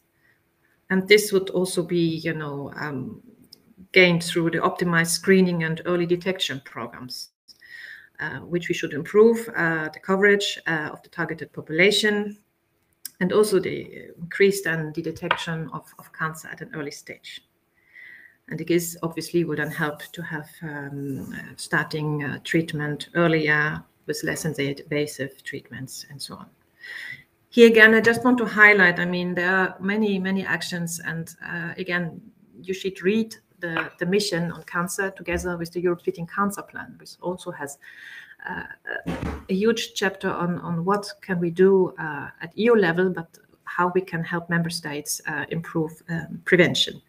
Here, I want to highlight the first action, which is to develop a one-stop cancer information center, so providing information, best practices, evidence on prevention, with the goal to assist member states to develop better prevention and more adapted, tailored strategies. Let me move on to the next area. So again, a broad area, diagnostic and treatment. So here we want to achieve to optimize the treatments and diagnostic of cancer, but always coupled, and that's again very interesting and very important principle, with the principle of equitable access to it. So access to research, access to prevention, but obviously access to diagnostic and treatment are very important. And one example to achieve that will be the creation of a network of comprehensive cancer infrastructures. Again, this is a well-known concept. It's existing in many member states.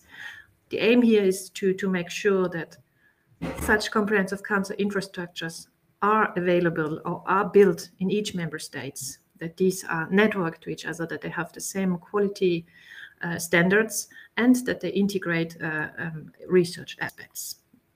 There are different means also to do that, and there are some accompanying measures like twinning programs to build capacities in each member state. I move on then to the fourth quality, it's the fourth area, the fourth objective, so to say, is the quality of life. Also, this has been emerged from the discussions of the Cancer Mission Board, that quality of life plays obviously a very important role, to cancer patient survivors, but also to their families and their careers.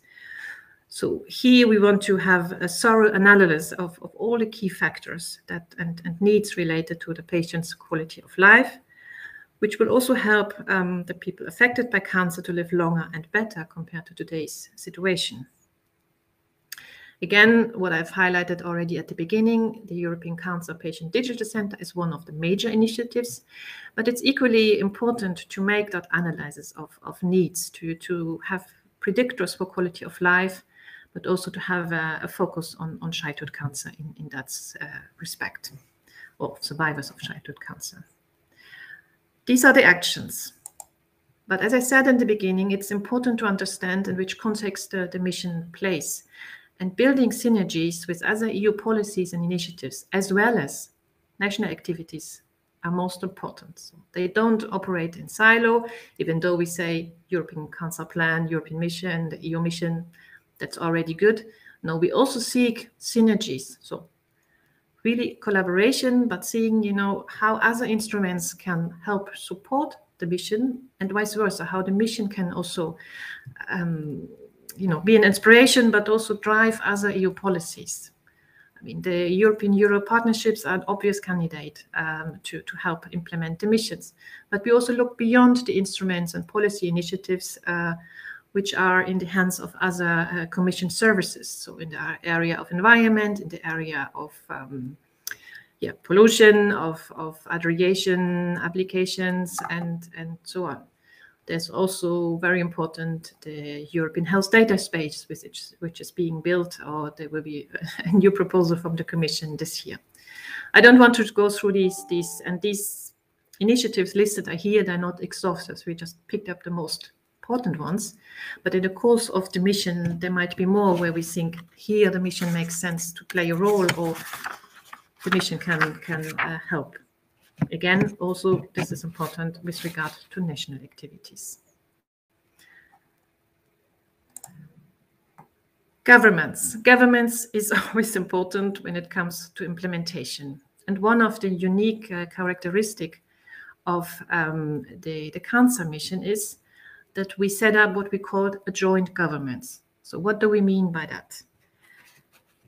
We have joined forces. If I start from the bottom of that slide, what we call an EU implementation group. So it's a dedicated group within the Commission where we assemble all the Commission services which can contribute to cancer policy, cancer research in broad terms. I mean, environment being a very obvious candidate, but we also have education that is important. Mobility, safety at work. So this group meets regularly to make sure that collaboratively we implement both the cancer plan and the cancer mission. The same goes then for the discussions and the dialogue with member states. So for that, DG Santé and DG RTD have created what we call a subgroup on cancer, which is composed of delegates from both health and research ministries. And this sounds not so unique, but it is, because usually each DG has their own expert groups in a given field. Here we said it only makes sense to have such an integrated approach also in the discussion with the member states' experts, because if we want to build comprehensive cancer centers or upgrade existing ones, we always need to account of both needs, of both expertise. And that's why we have these regular meetings where those member states experts can talk and have joint approaches, discussions, and help shape the policy, but also the research initiatives, and help us, advise us as a Commission how to do that. And equally, we have the same approach taken with regard to the stakeholders. Here also we have a joint group where we have policy open discussions on various initiatives. This is something which has just started. So first we had to, make sure we assemble enough interested parties, and then we will enter into more thematic discussions also with stakeholders. Thematic, structured over the lifetime of the mission and the cancer plan. Funding obviously plays a very important role to implement all the actions we have included under both the mission and the cancer plan. So this is just to give an idea that how, and that's very much detailed also in the implementation plan. It's not just about the Horizon Europe program. Obviously, it plays a very important role with regard to research and innovation activities. And there, as I said, we have so far a dedicated budget of 378 for the first 3 years. But they're also dedicated to the mission, so to say. But there are also other parts of the Horizon Europe that will contribute through calls of the health cluster, through the European Innovation Council, support of infrastructure, digital measures. And that's also something what we call synergies, that we also see how we can make best use of funding available and channel it and spend it wisely and strategically on cancer.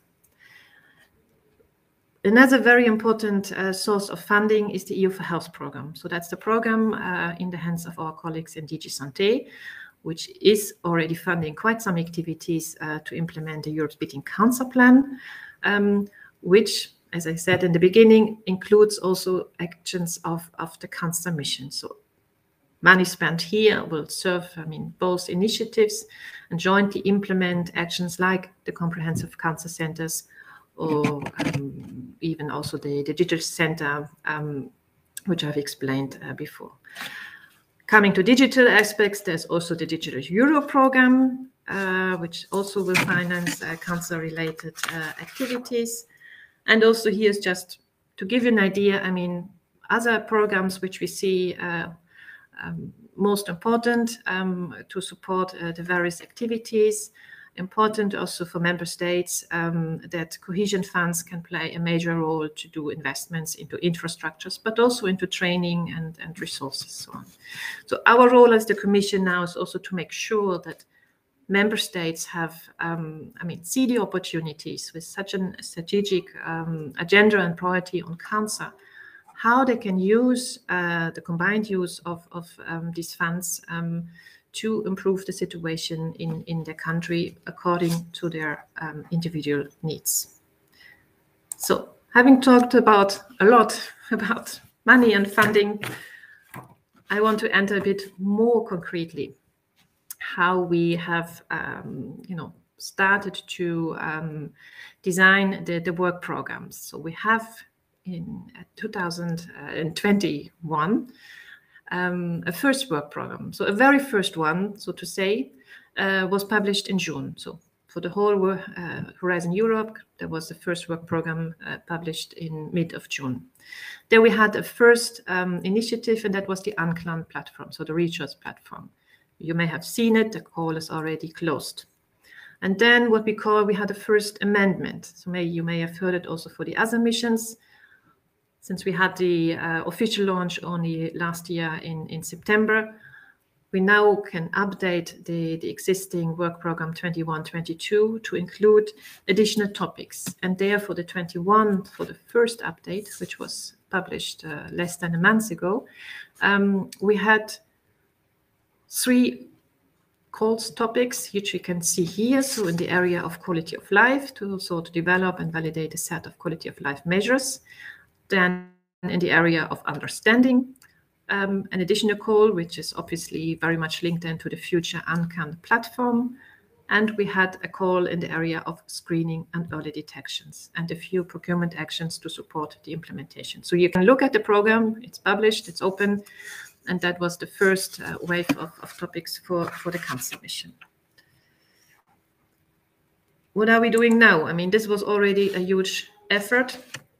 So since the launch, we very much invested into what we call outreach activities. So making sure that everybody, if we can reach that, but those, who played a role in member states, the research community, the health, but also other stakeholders, to see the opportunities of the EU missions in general, and for us, the mission on cancer.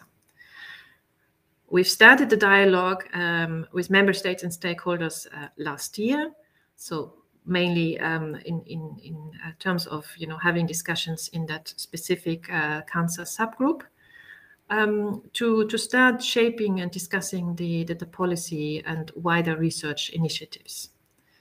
What we're doing now in terms of work program, we are working now on a second amendment to include additional actions for this year and create more opportunities. As another next step is we will have new mission boards in place, hopefully by late spring. So the call has just been published a week ago, that we have a new board with new experts assembled, which will then continue to advise the Commission on the implementation of the cancer mission.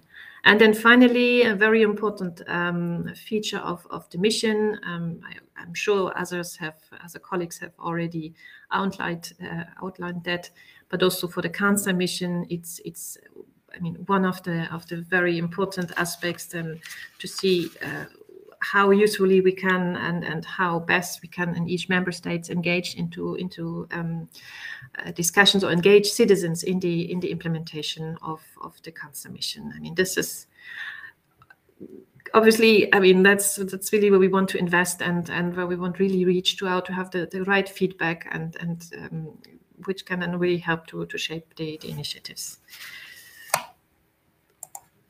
This is just the info days. You may have seen that also from other colleagues. So these are next week, where we will go into much more detail as regards the first update of the work program. And then almost final slide is the call for the experts. Also, they invite you to see what are the profiles for the mission on cancer. And then finally, the references to specifically on the mission on cancer. And again, I invite you very much to have a look at the implementation plan to understand the broader context, and also the Europe's Beating Cancer Plan, which makes, reference to the mission, but to give you an understanding what is the wider political context of this priority. And with that, I can finish my presentation. I'm looking forward to respond to your questions. Many thanks. Thank you very much, Annika. We have 2 questions, and I would like to, yes. So if you could just answer them.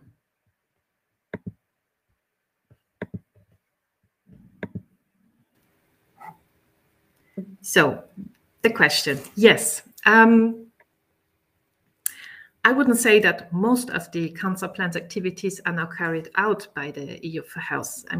Yes, the cancer plan is more about the policy side of cancer, but has a very strong also innovation focus and angle. And also, as outlined in the cancer plan, it clearly refers then to the mission on cancer. So you always have to read both initiatives together, and we will see, and that's something also about synergies, what best we can fund under the EU for Health program, and what is more purely research or supporting research activities, which we would then fund from the Horizon Europe program. So you will see sometimes calls in the same areas, but from a very different angle, but behind we make sure that we don't overlap, that we duplicate funding, but really make sure we come together from both sides, it's integrated, and that the results also would then focus on the same thing. So to give you an example, you will see calls on the Comprehensive Cancer Center, something we will come then from the research side to make sure this is reflected. We found research activities so that we then have that integrated approach in an initiative. I hope that replies. 2 more. The first clinical trials course be announced. Yeah, this is on a discussion. I can't say so much now. There were 2 more questions regarding the scope of planned activities. Drug discovery. Okay. There's a strong emphasis on early research aspect geared towards signal innovation of new cancerism.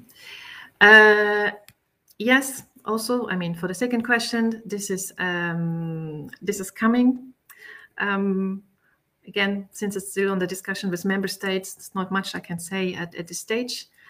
But clearly, I recommend you to read the implementation plan, where we have outlined quite in detail, which are the actions, what are the timelines, so when you will expect these actions to come. And the focus is very much on the first 3 years. So have a look. I think it will give you quite some ideas what is coming in the next years, but still each of the topics and the design of the work programs we need to discuss with the member states, and that's exactly what we're doing now for the 22 update. And the last question, because the time is pushing. Yes, again, it's very specific and nothing I can now answer at this stage, but it's under consideration, but I can tell you well. Yeah. Okay, thank you very much, Annika. And now I would like to ask Dr. Maria Śmietanka for the summary, or to make the summary of the meeting.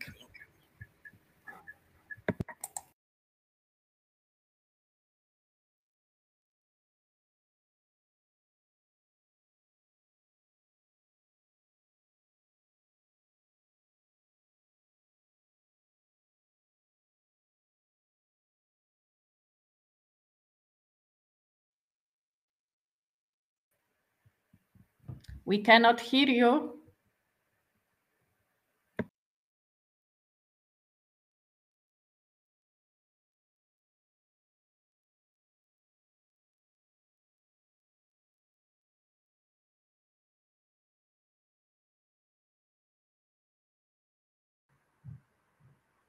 Czy teraz mnie słychać?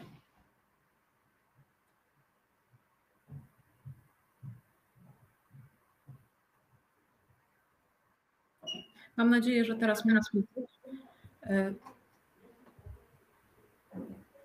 Bardzo dziękuję za prezentację naszych gości z Komisji Europejskiej. I would like to thank all the guests from the European Commission for their presentations. Dziękuję Państwu, że spędziliście Państwo z nami dzisiejszy dzień. Mam nadzieję, że była to porcja informacji na temat misji, którą spożytkujecie Państwo w najbliższej przyszłości i będziecie aplikować o udział w konkursach dotyczących misji. Zachęcamy Państwa także do aplikowania do rad misji, na które nabór trwa obecnie. Oprócz tego zachęcamy Państwa do udziału w przyszłotygodniowych dniach informacyjnych dotyczących misji organizowanych przez Komisję Europejską. To możliwość do pogłębienia zdobytej dzisiaj wiedzy, ponieważ ta tematyka będzie prowadzona przez 2 dni, w związku z tym będzie mogła być zdecydowanie bardziej pogłębiona i będziecie Państwo mogli jeszcze bardziej szczegółowo się z nią zapoznać. Zachęcamy Państwa do udziału także w spotkaniu organizowanym przez naszych kolegów z Biura Polska i z Brukselskiego Oddziału Narodowego Centrum Badań i Rozwoju dotyczącego misji adaptacji do zmian klimatu, które odbędzie się również w przyszłym tygodniu. Zostawiamy Państwa także z garścią linków, które mogą przyczynić się do pogłębienia informacji zarówno w zakresie misji, jak i pozostałych obszarów programu Horyzont Europa. Zachęcamy oczywiście także do kontaktu z nami i zadawania wszelakich pytań związanych z programem Horyzont i misjami, ale nie tylko. Mamy nadzieję, że dzisiejszy dzień był dla Państwa rozwijający i że spotkamy się ponownie na kolejnych wydarzeniach organizowanych przez Krajowy Punkt Kontaktowy. Bardzo dziękuję za uwagę i do zobaczenia wkrótce.